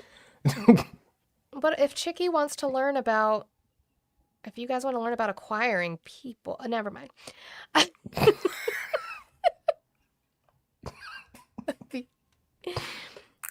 right, I posted it there so that I could bring it up. Let's see. Nope. Okay. I'm just saying he's on. Is he on? Real quick. There's our pussies for Antifa. Thank you, Oya.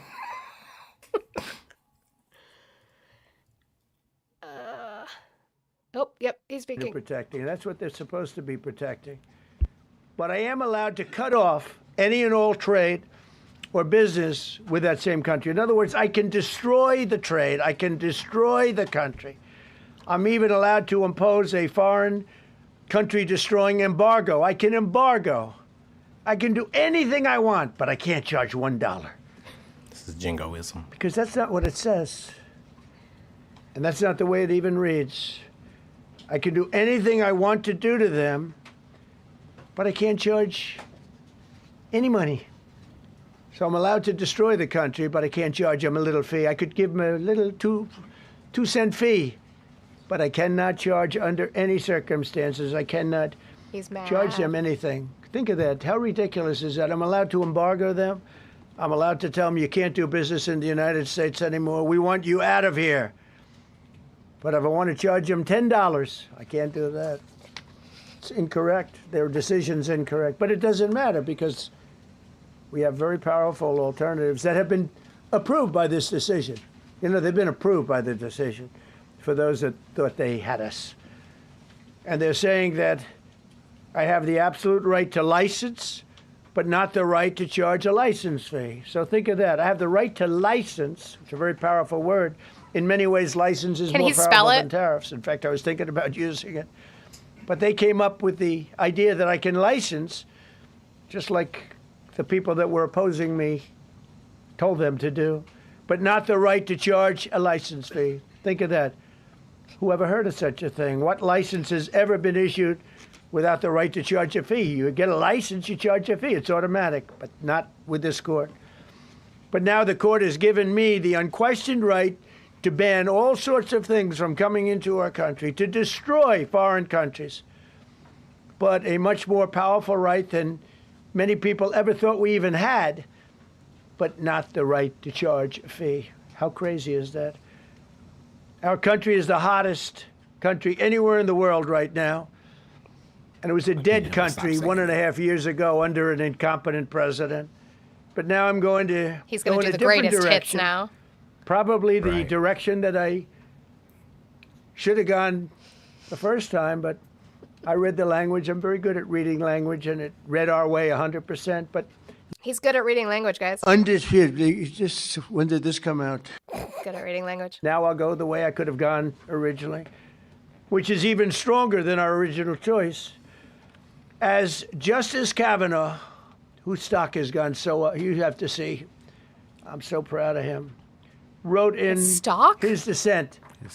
Although I firmly disagree with the court's holding today, the decision might not substantially constrain a president's ability to order tariffs going forward. So, think of that. The decision might not substantially constrain. And it doesn't, he's right. In fact, I can charge much more than I was charging. So I'm going to just start. Although I firmly disagree with the court's holding today, the decision might not substantially constrain a president's ability to order tariffs going forward.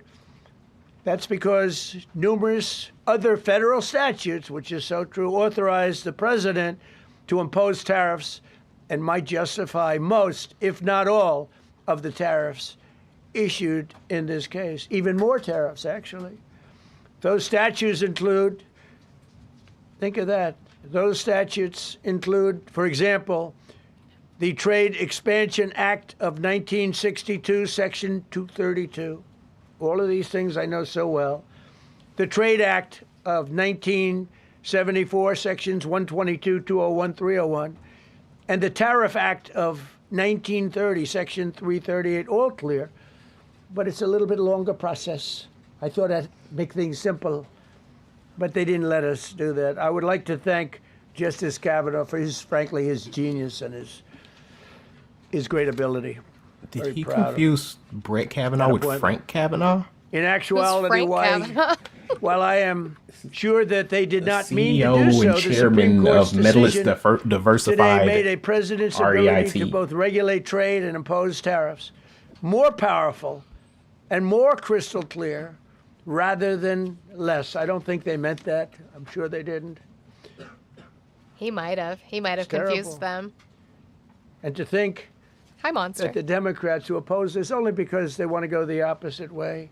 They'd like to pack the court. They want to put on 21 people. They want to pack the court, 13. pack the Supreme Court. Maybe they should do it. Maybe they would be better off if they did it. They want to pack the court. He's giving up. They want to do anything to hurt our country. It's 13, by the way, not There will 21. no longer be any doubt, and the income coming in and the protection of our companies and country will actually increase because of this. I just want to say, am I beaming Mia? Mia, I love you so much. I just want to notate, this is a horrible freeze frame, I apologize. Babe, husband, lovely. Donald Trump doesn't have issue with his salivary glands. I just want everybody to be made aware of that. Decision. I don't think the court meant that, but it's the way it is.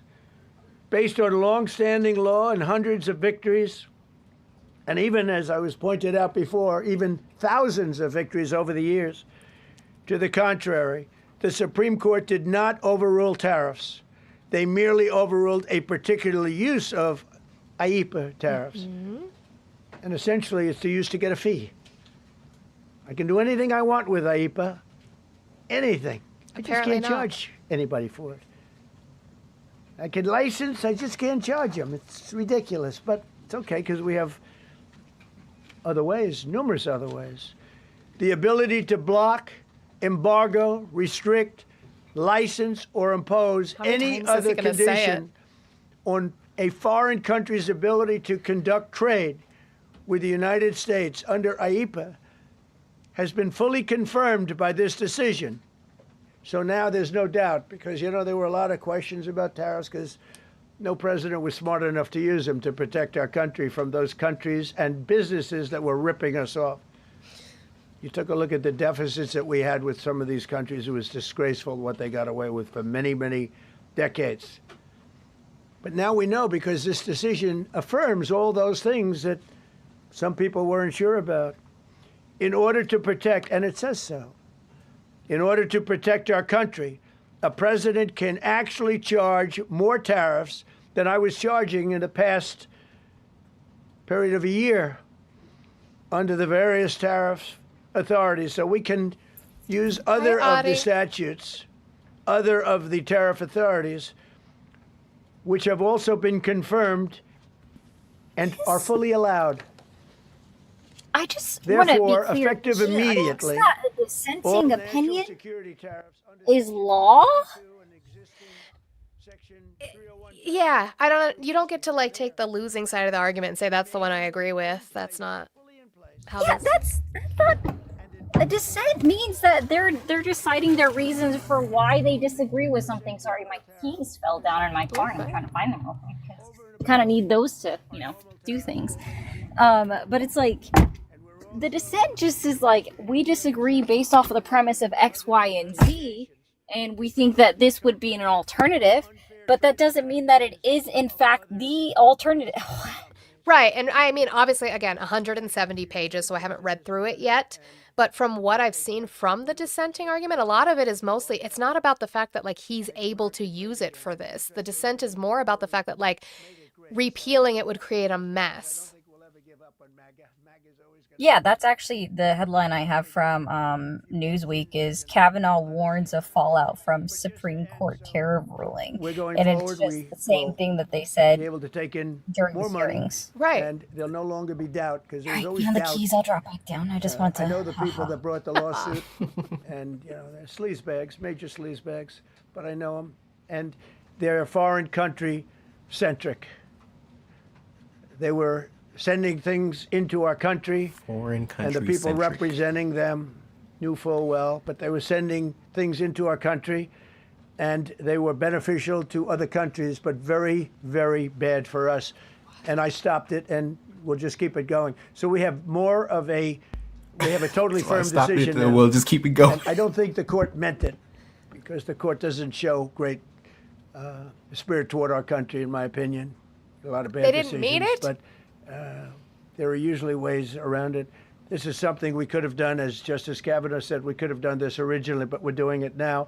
And the numbers could be far greater not what he than said. the hundreds of billions we've already taken in. Yeah, please. Thank you, Mr. President. Mr. President, I'm very curious. You've I didn't spoken call about you in the red. Thank you so much, Mr. President. Justice Thomas and Alito, as you know, are the most conservative constitutional justices. Do you think that you'll get to appoint 2 more justices later this term with similar ideologies? And what type of vetting process will they go through to ensure they uphold I don't know, but they're the great Constitution? justices. That's all I can say. And I hope they're going to be around a long time. I hope they're going to stay healthy. They're great people. They're great. And Justice Alito, too, to add to the group. These are great men. Right. They're with She said Thomas and a Alito. great Yeah, love of our she country and a mentioned great Alito. understanding of the law. Mr. President, are you going to ask Congress to take additional action on tariffs now? Have you No, I don't spoken need to. your It's already been approved. That's I mean, I would not ask what Congress happened. and probably get it. When people look at the real numbers, and you look at hundreds of billions of dollars that have come into our country. Yesterday, I was at a steel plant, as you know, and I went to great place, great plant, great, wonderful people. And they were telling me, I said to them, you were there, a lot of the press in this room. Of course, I don't think this plane's big enough to take the press in this room, but a lot of the press right here. We're in Georgia. And I said to the owner, I made a speech at a factory. They make steel products. And I said, how are you? Nice to meet you. How's business?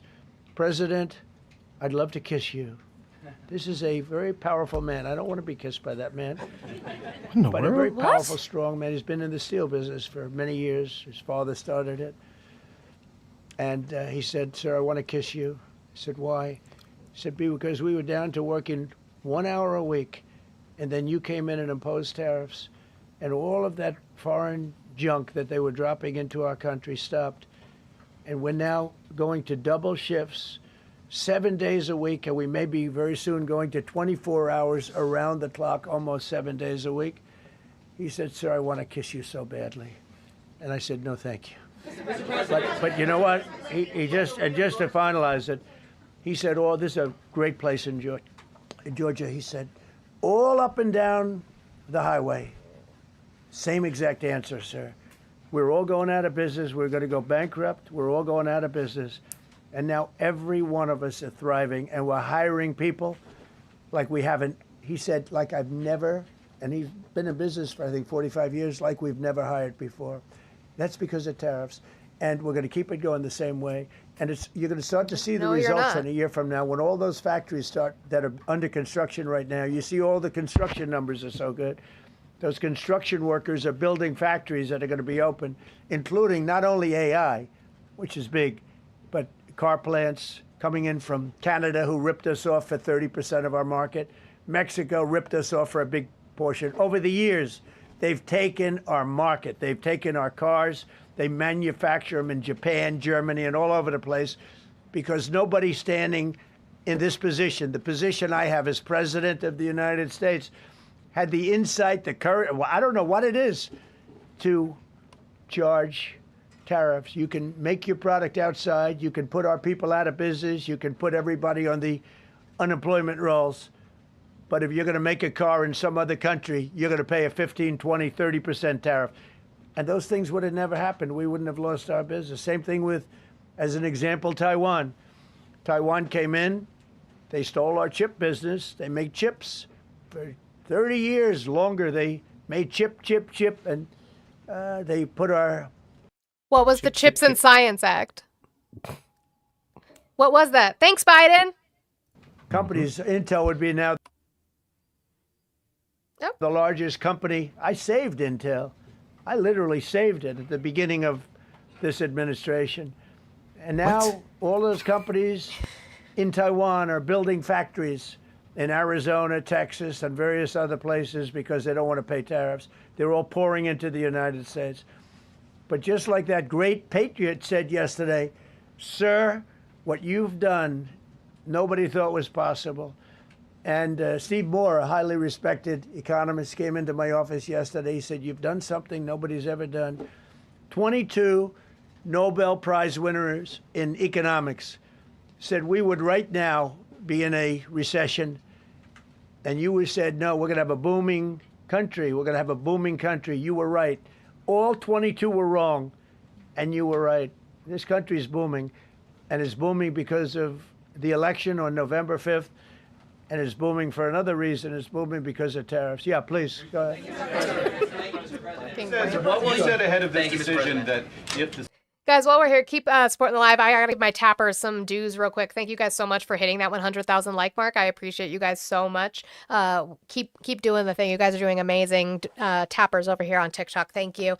I appreciate it. I should have 63 left in my goal for today. So if you guys could help get that down. And I still have, I think, the little like Rosa goal, if we could get that done on TikTok as well, but I appreciate you. Supreme Yeah, Court please, ruled- go ahead. Thank you, Mr. President. What will you say to foreign nations who seek to renegotiate their deals? And what did you mean a moment ago when you said that the Supreme Court has been swayed by foreign interests?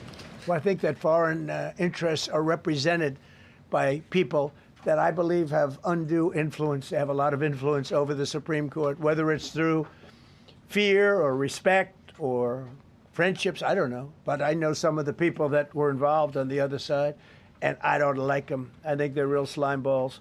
And got to do what's right for the country. You got to do what's right for the Constitution. That's why I respect so much Justice Thomas and Alito, Kavanaugh, because they not only dissented, their dissent is so strong. When you read their dissent, you know, a lot of times you'll read a dissent and it's like, well, you don't know, it could go either way. There's no other way. The good news is, it's like Justice Kavanaugh said, very strongly said, you have other ways you can go. You don't have to go that way. You can go other way. There are numerous other ways you can go. And frankly, this should have been done by presidents many years ago. They allowed our country to be eaten alive. We lost 50% of our car business. We used to make cars. We made all the cars. And then Mexico came, Canada came, and Japan and Germany. But they're all coming back now. They're all coming back at record levels. No, you please. I'm not talking to you. I don't talk. I don't talk to CNN. It's fake news. Go ahead. Mr. President, yesterday Such you a made the baby. case that the economy is the hottest it's been in a long time. Right. January jobs report beat expectations, CPI report beat expectations, real wages are up. What would you tell Americans who are worried that this decision will kind of throw the economy that you have projected going in the right direction at a very rapid pace off track? Well, thank you for the question. And I will say this, we really are at a very important point. I've been waiting for this decision so long. They could have made this decision a long time ago. Not complex. They're wrong on it. It's a ridiculous decision. But they should have released this a long time ago. We waited months. And that gave uncertainty. Now we have certainty. And I think you're going to see the country get much stronger because of it. Look, we were ripped off by almost every country in the world. If you look at the surpluses, almost every country in the world that did business with us, our people were stupid. And I blame presidents for it because they're ultimately the leader. We were being ripped off by almost every single country in the world. Had Trade massive, deficit some massive is not surpluses. inherently bad. China had hundreds of billions of dollars in surpluses with the United States. Blue's right. A trade deficit is not inherently bad. And Ari also points out, I didn't even get a chance to put that on my outline today, the trade deficit has increased under Trump. Good job, guys. You're winning. Tired of winning? They rebuilt China. They rebuilt the army. We built China's army by allowing that to happen. I have a great relationship with President Xi, but he respects. By the way, also real quick, if you are in my Discord, I know you guys are seeing me post in the live chat. I was posting the sections, articles about the sections and the sections that he just referenced that would give him the supposed power to be able to continue tariffs in the way that he's been doing them. It doesn't. A lot of them are like only temporary, 150 days. It requires help of Howard Lutnick, who will do that for him, but you can only do it for 150 days. It cannot seek 15% or exceed 15%. He is literally citing a section in the Smoot-Hawley Tariff Act. So I'm just posting that information for you guys in my Discord. If you're not in my Discord, the link for that is in my bio. It's our country now. Now, what we've done, I charged China a 20% tariff as a penalty for sending fentanyl in. And that was 20 times more than they could make by selling fentanyl. And I said, at some point you're going to say, and they have reduced it. Fentanyl is down by more than 30% coming into our country. Part of that is our strong border. We have a strong border now. But thank you. Thank you for your question. Mr. President, sir, you warned once in a social media post that if the Supreme Court did this, shot down your tariffs, the U.S. would be, quote, financially defenseless. Are we financially defenseless right now? No, because we're doing something in a different way. We're doing something in a very powerful way. And we're using things that some people thought we should have used in the first place. But it's more complicated. It's a little more complicated. So he was The wrong process then when he takes said a little more that. time. But the end result is going to get us more money. And I think it's going to be great. Yeah, please. Peter, go ahead. Thank you, President Trump. So, since Liberation Day, there's about $175 billion in tariff revenue that is now in limbo. Do you have to refund $175 billion? Think of it, Peter. Very fair question. They take months and months to write an opinion, and they don't even discuss that point. They weren't We've making a taken in determination on hundreds that. of billions of dollars, not millions, hundreds of billions of dollars. And so I said, well, what happens to all the money that we took in? It wasn't discussed. It's not billions. Wouldn't you think they would have put one sentence in there saying that keep the money or don't keep the money, right? No, because that is not the case that SCOTUS was ruling on. SCOTUS is not ruling on a lawsuit from Costco about whether the federal government has to return the tariff money that they paid. Is that probably going to go to the Supreme Court? Maybe. We'll see. Probably not, actually, because it'll go to the circuit courts who will make that determination because they've already ruled on this. They were not looking at that case, so of course they would not put a sentence in there to that effect, dummy. God, he's stupid. But again, where's those $2,000 tariff checks? Oh, I guess they're never coming now. I guess it has to get litigated for the next 2 years. So they write this terrible, defective decision, totally defective. It's almost like not written by smart people. And what they do, they don't even talk about that. Your question is very basic. That was the first question I asked also to make you feel good. They said, what about all the money that we've taken in? Sir, they don't discuss that. How crazy is that? What you're saying is, are you saying that you don't plan to honor refunds for companies that file for them? I just told you the answer, right? I told you the answer. It's not discussed. We'll end up being in court for the next 5 years. That's true. Go ahead, Green. Thank you, Mr. President. When you are talking about the relationship with countries that you have sought trade deals with, do you anticipate that they will seek to renegotiate those? What do you say to them? And do you view this as a potential undermining power for your We're going negotiations? straight ahead with 10% straight across the board, which was the absolute right to do. And that's taking place. That's a lot of money coming into our country. And then during that period of about 5 months, we are doing the various investigations necessary to put fair tariffs or tariffs, period, on other countries. So we're doing that period, but we're immediately instituting the 10% provision, which we're allowed to do. And in the end, I think we'll take in more money than we've taken in before. Mr. President, you've used the tariff revenue to pay for a host of federal policies. You've claimed that they will pay for them. What happens Well, to like those the things? farmers, we took care of farmers. You know, the farmers were mistreated by foreign countries very badly, very, very badly. And last week, I gave them $12 billion out of tariff money. Last week. Wasn't he supposed to do that months ago? Yep, and what's her name? The Brooke Rollins. Yes, Brooke Rollins put out a statement about it saying that it was to combat Biden inflation. They were supposed to do that months ago. What do you mean last week you gave them the 12 billion, which by the way, I think they're out still anywhere from 40 to 60 billion even with your 12 billion. So thanks for that. Farmers, we've already lost farmers. I had something on that I think yesterday, but I didn't get to it. Also China has still yet, they're not buying soybeans from us. So yeah. We intend to, out of tariff money, because just so you understand, we have tariffs. We just have them in a different way. And now they've been confirmed by the Supreme Court of the United States. So there's no longer that question out there about tariffs. And we'll be taking in hundreds of billions of dollars. And countries that have treated us badly will have to pay a price for treating us badly. And countries that have been good to us will be treated very well. We just left the top person in a place called Vietnam, just left my office. Great gentleman. Strong and smart. Does he know his name? He said, you know, I think this means you're allowed to charge us more tariffs Definitely than before. Not. He just made that up. And Canada said to Jameson, I might want to say it, Jameson, but Canada said, I hope you win this decision because if you don't win, you'll actually be allowed to charge us with a little additional work, higher tariffs. Jameson, you want to comment on that? He's all, leave me the fuck out of it. The president's point, we have a lot of tools out there. We have Section 122, which will be implemented today. It will be signed today and implemented very shortly.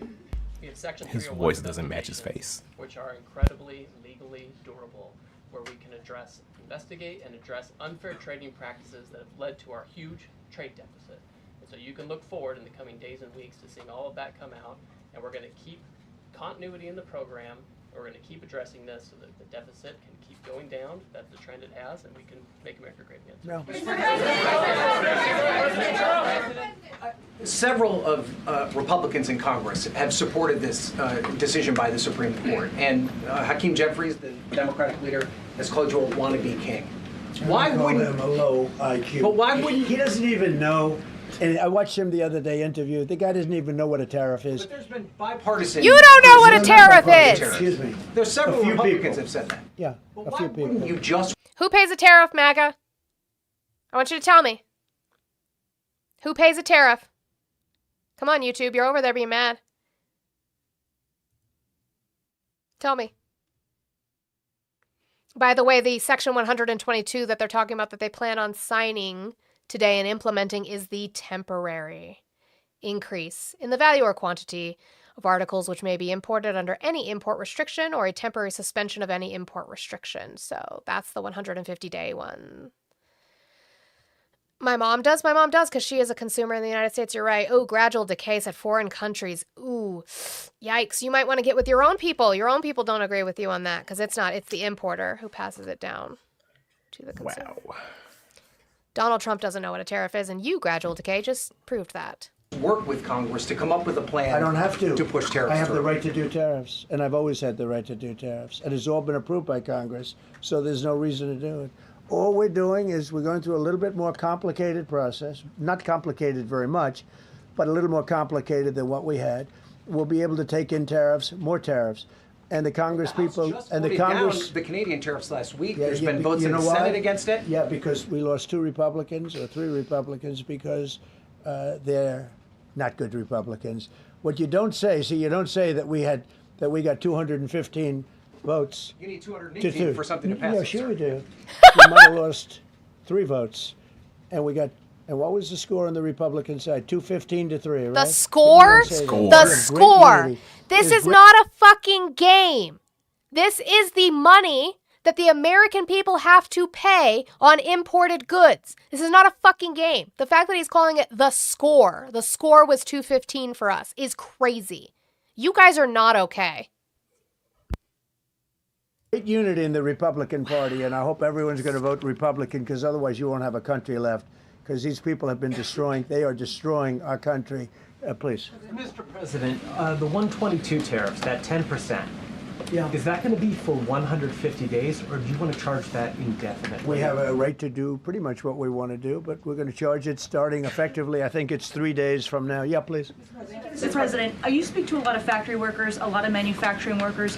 What does the Supreme Court ruling say? What's that message to those factory workers? Well, I think the factory workers are happy because we're now telling them that they're going to... Look, the man I met with yesterday who owned a factory was out of business. He was out of business. And now he's employing 5 times. In fact, I walked in, he's got a brand new crane. I said, how old is that crane? We got it in December. He's allowed to write it off in 1 minute. The Great Big Beautiful Act gave no tax on tips, no tax on Social Security, no tax on overtime. He said this great big beautiful bill, frankly, has been the best thing that's ever happened for the workers. That has nothing to do with much more them. so than for rich people. The only thing it does for rich people, it allows them to hire a lot more people. But when I saw him, and then he said it's all up and down the line. This is a place in Georgia, all up and down. Other factories doing different, not only steel products, different. He said every one of us was out of business. We could barely make it. Some of them were down to less than an hour a week. Think of it, 1 hour a week to make just a few little trinkets or whatever they make. Now they're going round the clock. I had it a month ago. I went to Michigan, went to Ford, and I met with Bill Ford, the head of Ford, and we were in one of the biggest plants, an original plant from the early 1900s, where, by the way, I might add this, it's not really relevant, but it's all relevant. Murders are down the lowest since 1900, around the time that he had this plant. What are we talking about? 125 years, we have the lowest murder rate. Okay. And our crime is way down in the country. Also, who did he say he spoke to? Who's the head of Ford? Bill Ford. Bill Ford. That's not the CEO. The factories that we're talking about, the people that He's we're a talking chair. about, He's the executive they chair. are so thrilled with Trump.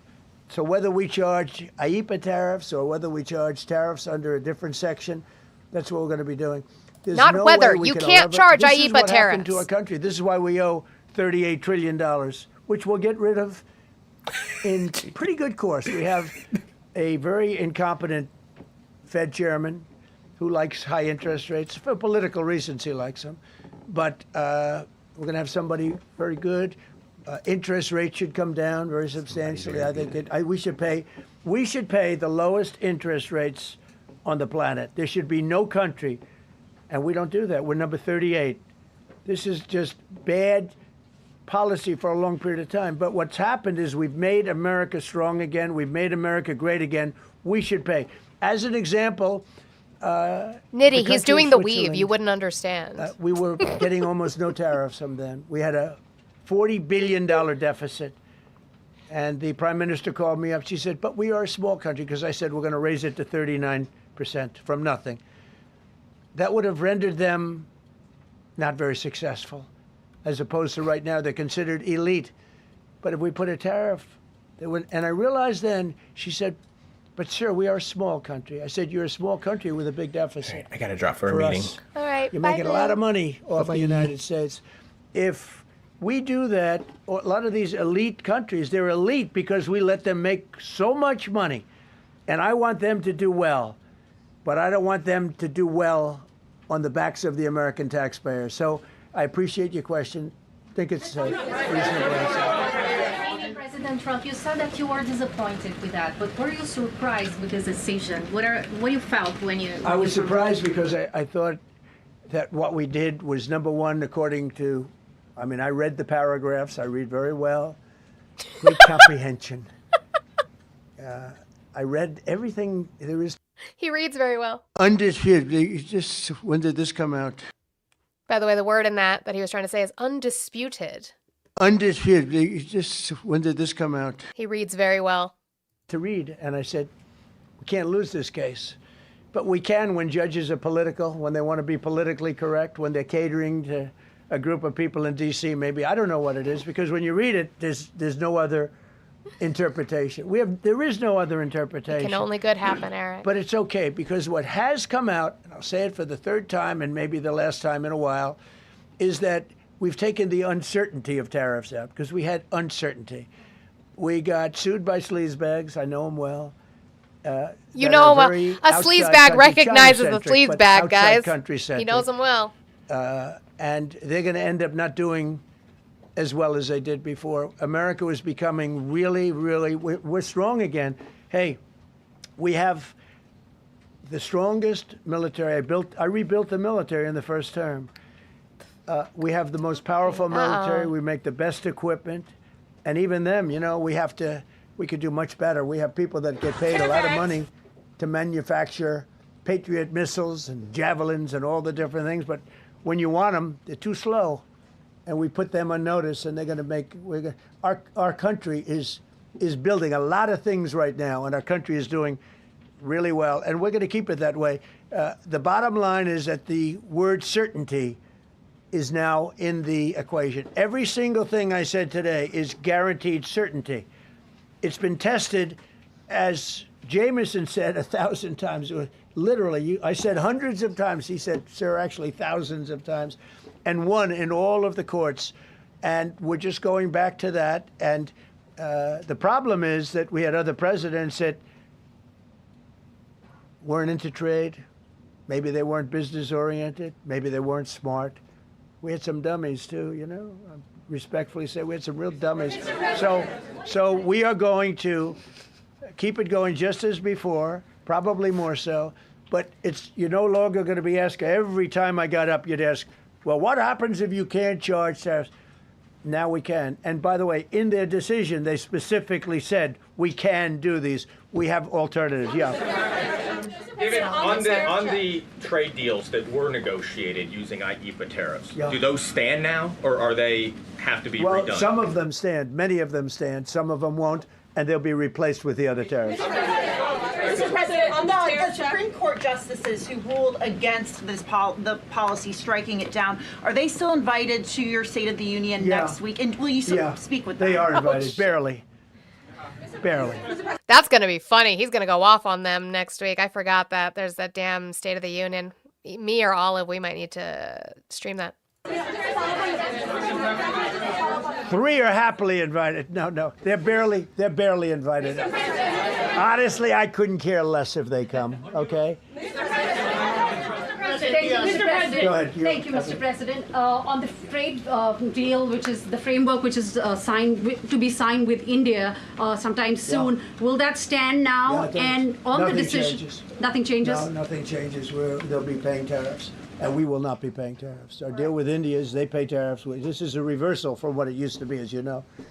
India, and I think Prime Minister Modi is a great gentleman, a great man, actually, but he was much smarter than the people that he was against in terms of the United States. He was ripping us off in India. So we made a deal with India, and it's a fair deal now, and we are not paying tariffs to them, and they are paying tariffs. We did a little flip. Are up as of now for this. Mr. President. No, the India deal is on here. Mr. President. Thank you so much, Mr. President. All the deals are on it. We're just going to do it a different way. Mr. President. Thank you so much, Mr. President. I think there's another war that you stopped and you should take the credit, which is in Syria. Secretary Rubio, after his meeting in Munich with the Syrian Foreign Minister and the Kurdish General Muslim Abdi, he said that President Trump was directly involved in efforts to stop the fighting between the Kurds and the Syrians. how will your administration will make sure that this peace is sustained? And do you support the idea Well, of... it's a very different topic, and so I don't want to spend a lot of time. But all I can say is that the president of Syria, who I essentially put there, is doing a phenomenal job. He's a rough guy. He's not a choir boy. A choir boy couldn't do it. But Syria is coming together, really coming together well. And thus far, he's been very good to the Kurds. Yeah. Thank you, Mr. President, what's your message to the Iranian people after 2 rounds of talks with them? Do you have any message to the Iranian people? The Iranian people in Iran or people here? People in Iran. Why would you be talking to the Iranians here? They better negotiate a fair deal. No You know, new wars, the people guys. of Iran are a lot different than the leaders of Iran. And it's very, very, very sad situation. But 32,000 people were killed over a relatively short period of time. They were going to hang 800 2 weeks Hi, ago. lovely. Hang. Some by crane. I just They wanted lift to them show up with proof a of life tall and crane, hello. I And they see play you. them around Hi. the square. Okay, I go back down. I'm at 837 lunch. people. Bye. And I gave them the word, if you hang one person, even one person, that you're going to be hit right then and there. I wasn't waiting 2 weeks and negotiating. And they gave up the hanging. They didn't hang 837. Supposedly, they didn't hang anybody. But no, I feel very badly for the people of Iran. They've lived in hell. Please. Thank you, sir. Mr. President, you mentioned multiple times foreign influence over the Supreme Court. Do you have evidence of that? And if not, will you investigate that? You're going to find out. What alternatives are you going to put into place in your relationship with Europe, and also those tariffs that have been called illegal? How they're going to go impact the relationship with Russia? That you sanction Well, some I want countries. Europe to strengthen up. Europe has gone woke. Europe is not recognizable when you go into so many places. Not all countries. You look at Hungary. You look at Poland, Czech, Slovakia. There are some countries that have gone very much the opposite. Some really, and some others. But Europe has to be strong, and they become soft and not recognizable. You go into some of the countries, I don't want to be specific, but I think everyone knows what I'm talking about, and they're not recognizable. They become, the environmentalists have taken over. They've got windmills destroying their fields and their beautiful meadows and their oceans, and they're paying a fortune. Now, Europe has to get smart. Europe's getting killed on two things, energy and immigration. And if they don't solve both of them fast, Europe is not the same place. Yeah, please. Justices Gorsuch and Barrett, are you surprised in particular by their decision today? I And am. do you regret nominating them? I don't want to say whether or not I regret. I think their decision was terrible. Yeah. I think it's an embarrassment to their families. You want to know the truth? The two of them. Yeah. Specifically on that Say it again, $2,000 please. tariff check. Mr. President. I didn't call you. I didn't You call didn't call me? Yeah, Mr. President, to be clear, do you believe at the end of implementing these new tariff tools, the tariff rate and tariffs will ultimately be higher than they currently are? Potentially higher. How much higher? It depends, whatever we want them to be. They can't But be. We want them to be fair for other countries. Wrong. And, you know, we have some countries There's that have limitations. treated us really badly for years. And it's going to be high for them. And we have other countries that have been very good, and it's going to be very reasonable for them. Yeah. Specifically on the tariffs question, I mean on the $2,000. I didn't call you. Mr. President, thank you, He's Mr. such a President. Do you have fucking any plans to asshole. travel to India for the Quad Summit, and how do you think your relationship with India is right now? I think my relationship with India is fantastic. And we're doing trade with India. India pulled out of Russia. You know, India was getting its oil from Russia, right? And they pull way back at my request because we want to settle that horrible war where 25,000 people are dying every month. And my relationship with Prime Minister Modi is, I would say, great. I also stopped a war between India and Pakistan, as you know. There were 10 planes we shot down. That war was going and probably going nuclear.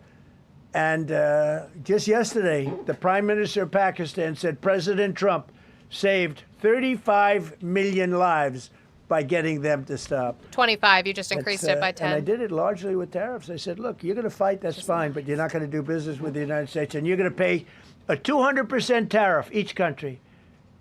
And they called up and they said, we have made peace. Okay? I just want to thank you all. Look, great certainty has been brought back to the economy of the United States and actually the economy of the world, because we generate so much in the world. We're the biggest in the world, and we're now the strongest by far. We were a country that was dead 1.5 years ago. Now we have the hottest country in the world. We're going to keep it that way. Thank you very much, everybody. Thank you. Let's watch Thank you. Dumpy walk away. Did you say 32,000 were killed in Iran, sir? My God. That's your man. My man, my man, my man. You guys are not okay. Okay, let me go find. I wanted to see, supposedly, this was, I'm guessing him leaving the governor's meeting. I was trying to listen to it, so we're going to listen to it together. Something about admitting to strikes on Iran, but I want to try and hear it. Are you considering a military strike? Yes. He's joking about it. If you guys don't hear, he's repeating a question that must have been asked of him, which is, are you planning a military strike? Yes, he says. Are you considering a military strike? Yes. War's funny.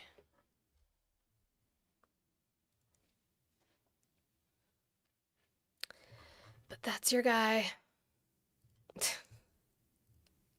Well, because of Donald Trump, we didn't get to Les Wexner today. I have an entire outline on Les Wexner, but that would take like another hour, and I'm not going to do that because I'm definitely going to go eat. But yeah, how do we feel about that? Do we feel bad? I never feel bad for him. How you feeling, MAGA? That's your man?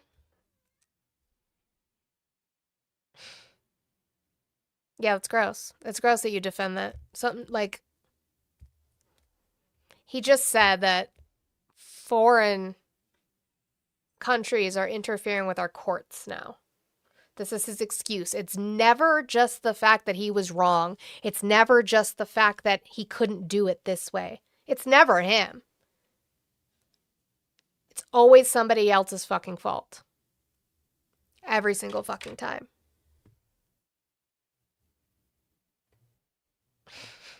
It's a fucking joke. Yeah, this timeline is it's a fucking joke. Antonio, what has he been right about? Here, I'll turn the call line in for a second or two. Come tell me.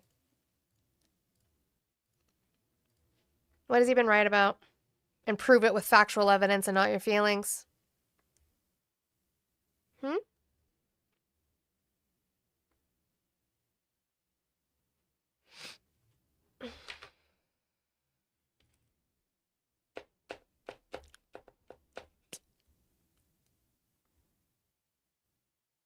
Something he is right about. With factual evidence and not your feelings. He's been right about the borders, right about Joe Biden, right about Epstein. You guys are fucking unwell. Are you calling from Nam? Hello. Their silence is deafening. It's, yeah. You can't defend that shit show. She does abortion lives? I might raid Matt. I don't know if I want to send people to abortion lives. That's heavy after all this shit. He lowered taxes, he stopped inflation, and he closed the border. You could abort me if you want to, Ari. If that's like what you're in the mood for.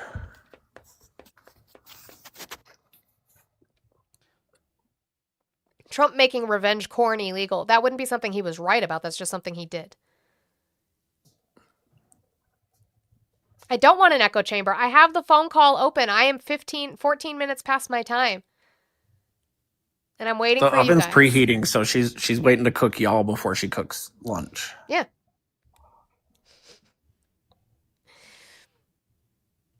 That requires so many people's approval. Philip, what did you say? Sometimes you guys have to send super chats because I can't see what the fuck you say. Because you guys, you're yelling into the ether so fast. Like, I don't even see another thing from you, Philip. YouTube is weird, reverse Oreo. There were no open borders, Patrick. That's the thing. He was wrong about that. There was never open borders. Unless you can show me legislation that opened them. You're stuck in your car? Not the rain. At least it's raining there. We ain't got no rain. Lord knows we need it. That's such a weird... I bet you don't even know how to cook. What does that have to do with anything? I can, just so you're aware. But that's a wild statement. It's misogyny. They like that. Yeah, Colorado will probably burn to the ground this summer. Probably. The record low snowpack.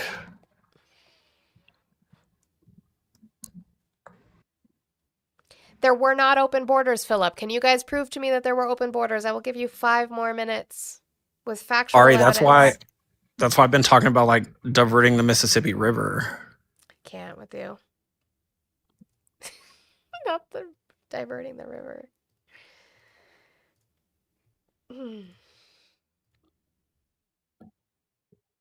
I know what he's calling me. I'm trying to have a conversation with you guys, but you guys don't have facts behind the things you say. What did Joe Biden specifically pass as an EO? Or what did Congress pass congressionally that opened up the border? They're usually calling like back to back to back. They're just raging today because they lost today. It was tough. 1.4% GDP, the dollar. Actually, I meant to get that picture that you sent and show it. Let's show that. No, Sparky, we don't have a valve. No one's turned our faucet on. That's like the faucet for California starts here. Yeah, to be fair. And I honestly think Trump would be dumb enough that we could convince him to build a series of canals to bring the Mississippi River west. US dollar. That looks great. You want to see what it looked like specifically once he started speaking?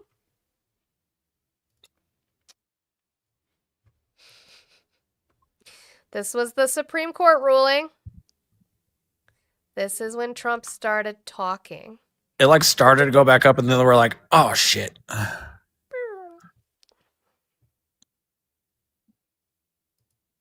And these aren't numbers I'm making up because that's what I'm saying, Sparky. And the Mississippi River floods every year. Like they don't need that much water.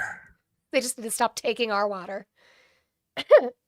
But Blue said I have to divert it after Memphis. So we're going to go with the whatever red city is right underneath Memphis and divert it there. Who's in Alabama, Eric? I hope you're talking to somebody in the chat because it sure ain't me. That's why we're talking about water. Do we sound like we're from Alabama? Stop it. Soggy Chicken, the Supreme Court ruled his usage of IEEPA tariffs unlawful. Oh, a brave one. Remember, they can't hear you. Thank you for calling the stream. Age, state, and who did you vote for? Oh, Trump. And your age and state, please. Right now I'm in Florida, and I'm 53. All right, cool. What did you want to talk about? You tell me. Well, why are you still supporting Trump? Why not support him? Why are you supporting him? Name a policy and we can talk about it. All right, let's start with immigration since you were talking about it earlier. Cool. What about it do you support? Do you... I'm going to tell you that. Do you understand how our census works? You're going to tell me something by asking a question. I am asking you why you're still supporting Trump. You said immigration. Why? Okay, so our census are done by population, and no time in history did they ask if we were legal or undocumented or refugees. At no time. Sometimes they do. There are different delineations of the census that ask for status. That's not true, but sure. But they're counted. Okay. And that's where the issue starts. Why? Because if somebody's here unlawfully, they just came in, did not register at the front door, said they're seeking asylum for whatever reason. What's the title that our immigration law is under? The title that our immigration law is? Yep. Don't know. Oh, so how would you know anybody is here? Nope, when Mayorkas wrote the EO to how would you know anybody? How would you know anybody is here illegally, and how would you know the process with which people are allowed to claim asylum? Oh, because my family started coming here since the 50s. I am of Latin descent. I was born in the United States. My mom was legal. My dad walked across the United States illegally in 1973. Deport him. So you think my name being Jose Perez, I don't know anything about immigration? I absolutely think you don't. Do you think that asylum seekers need to come to a port of entry? Yes. Oh, well, that's not what the law says. So they can just walk in unannounced and they can just live amongst us. Is that what you're saying? They have up to 365 days after their entry, whether or not at a port of arrival, to Just claim like your asylum. dad. Correct. Okay, so a lot of them didn't do that. How what can what you do you prove do with that? those guys? Some of the guys were working at the company I was working with, and they all got picked up by ICE. Oh, well, but that's not a lot of them. That's just the guys you worked with. Sure, the guys you worked It with was didn't do that and got 300 picked in up one by job ICE. site. It was 300. And the you whole knew job site. you knew what their immigration status was and whether it was pending. No. Oh, so you We don't know didn't. whether they you know were when okay. you know when I found you out didn't know when that. they were hiding in the dumpsters. Sure. Well, And that's my probably question because to them- they've been my picking question up. to That's them- probably because they've been picking up people who have pending status, TPS status, and also people with green cards. My They've been picking them up. question Oh, to them no, no, no, was- no! Did you hear me? They have been picking up people with pending status, people with TPS status, and people with green cards. They have been picking them up. So that's probably why people are hiding. Not these guys. How would you know? Do they I wear? have Do they given wear them a hats? lawyer's- Do I they have wear given hats? them a lawyer's phone number. Listen to me. No, I have given them won't. a lawyer's You phone don't know number, the and law. they are- they What did are your all dad do? Did becoming- your dad ever get legal citizenship? Yes. How? Because he married my mom. Oh, cool. And then you're an anchor baby. Awesome. Fucking ladder pullers. And then you wouldn't get birthright citizenship. Yeah, which Donald We should- Trump is. No, my Donald mom Trump was- is trying my to mom was take away already your legal birthright here. citizenship. Baby girl, my mom was already You're U.S. still a citizen at ladder 16. puller. You're still a How? ladder puller because your dad was here illegally. Now, Dude, and he used a listen to marriage yourself. visa. You are such a He used racist. I'm not. I'm a racist. You are such a racist. You don't know the only thing I didn't know see the was the law. Mm-hmm. blue hair when you guys dipped your hair in the Kool-Aid. Yep, sure. Listen, it's not. You guys are so about Trump that you guys haven't even read the files where these guys wanted to kill 80% of the whole world, and nobody's asking a question. Who's Are these those guys guys? still around? Who's these guys? You haven't read that part, huh? Who's these guys? The elite that are all redacted. I want to know who those people were talking about. Do you know who the Bilderberg group is? I don't even care if they're build a bear shop. Yeah, I want to okay. know names, and no names Yeah, are we coming do. up. We do You know all- names. We do know names. So there's somebody. By the way, Trump is in there over 38,000 times. We do know the name of Les Wexner, who was the person who helped fund all of Jeffrey Epstein's fucking shit. Who says they didn't have a close relationship, even though they did. He was literally the power of attorney for Les Wexner, so he had control of all of his fucking funding. Okay, so we do Trump- know. And James so- so- Comer, so you James believe it- Comer, do you believe in James the rule of law? Comer, James Comer, who is a fucking Republican and head of the committee, said that he's already been investigated and we should move on. Should we Do move on? you know when Jeff Epstein's plane started, his airline started? Do you know that most Do you know of what- do you know that most of his No, no, crimes I'm asking do you a you, question. do you I'm know asking you a that's question. cute. Do you know do when you know the that most airline of his started? crimes do you know that most of his crimes were done in Florida, New York, and New Mexico? They were done around the world. Right. They didn't have so why Russian- is Bill why Clinton is didn't Donald have Trump so Russian- why is Russian Donald Trump prostitutes so why is here. Donald Trump so why is Donald Trump telling them to move on? Telling the DOJ to move on? I'm asking you a question. Why Do you is he know when telling the Epstein's DOJ to airliner- move on? Do you know? Why do is you he know when telling the Epstein DOJ airliners were started? Why is he telling the DOJ to move on? Because we think it's a hoax on our side. It's a hoax, but he wants to talk about the files and know the names. I want to know the names. And then he put said. the lady in charge of the investigation that gave him the fucking deal before. So I want to know the names, he said. I want to know the names, but also it's a hoax on our side. What? Bitch, you hold no fucking values. Shut the fuck up. thanks for the bouquet of flowers, Sparky. Sparky, stop moving in on my man. Just crazy.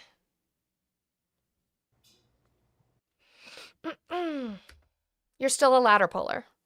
Your dad did what Republicans don't want you to do, which is just to marry an American. They're trying to take that away from U.S. military members who bring people over that they meet overseas. That was wild. He's all, my dad crossed the border. He just walked across the border illegally. And then he's like, so Yeah. you think they should just be able to walk across the border illegally? Do y'all hear yourselves? I'm the reason people voted for Trump. Oh, you're not an adult and you can't take accountability for your own fucking vote? Don't blame other people. You're such a coward. You're a coward. I didn't make you do anything. I don't know you. I didn't stand there and force you to vote for Trump. I sure damn didn't. I thought it was trans for all. We're not handing out trans. Be an adult. Be an adult. That was your vote. That was your choice. Be a fucking adult. All right. On that note, fuck 'em. Guys, thank you so much for getting me down to 63 today. I appreciate it. So thank you to Oya. Thank you, Matt. Thank you. I know I have Lenati in here too. Lenati, Monique, Amber, and Juicy Juice Godfrey. Thank you guys so much for getting my goal down there today. I appreciate you guys. Thank you for hitting over 100,000 likes. I can't see it when it gets that high. What it got to. Moose, the thing about the UK is like it's not even related to the files. It's misconduct in private office It for is related. sharing confidential information with Epstein, Right. but not the accusation. So like but But also that. All right. So guys, I have an appointment. I have a dentist appointment on Monday. I have my cleaning. Make sure you take care of your teeth on Monday. I think it's at like 9 or something like that. So I might not be able to do midterm Monday. If I do, it'll just be later in the day. So guys, get in touch with be on my Discord and keep track of that to see whether I can do midterm Monday at all or whether it'll just be pushed a little bit later. So we'll see. But that's for Monday. But I will be back Tuesday, 10 a.m. Mountain Time, whatever time that is for you. And we will keep going over. Midterm Monday, Queasy. Midterm Monday is a day that we're not being oppositional, or we try not to be. It doesn't always happen because Republicans are Republicans, and we talk about the midterm elections that are coming up because there's a lot of primaries and special. Don't be sorry. Never be sorry for asking about information. There are a lot of special elections, local elections. That means like state house rep, state senate rep, state senators that are going on in these states. I have a bunch of sources on that, and it's for anybody to call in or come up and who has questions about that. See if I can get you information about what's going on in your state this year so that we can make sure. Thank you, Scotty. We can make sure that we are getting that information out there and voting in the midterms. The only way we're going to stem this babble that we've got going on from this orange president is to put in progressive candidates and progressive politicians, progressive policies. So that's the plan for midterm Monday. Again, I don't know if I'll be able to do it or if it'll be late. We'll see, but I'll be back Tuesday, 10 a.m. Mountain Time, whatever time that is for you. I appreciate you guys and your support so much. We're going to go raid Matt. So remember, Politics of Matt. Politics of Matt. Go do a Monty raid in Matt's, and I will see you guys next week. Love y'all. Bye.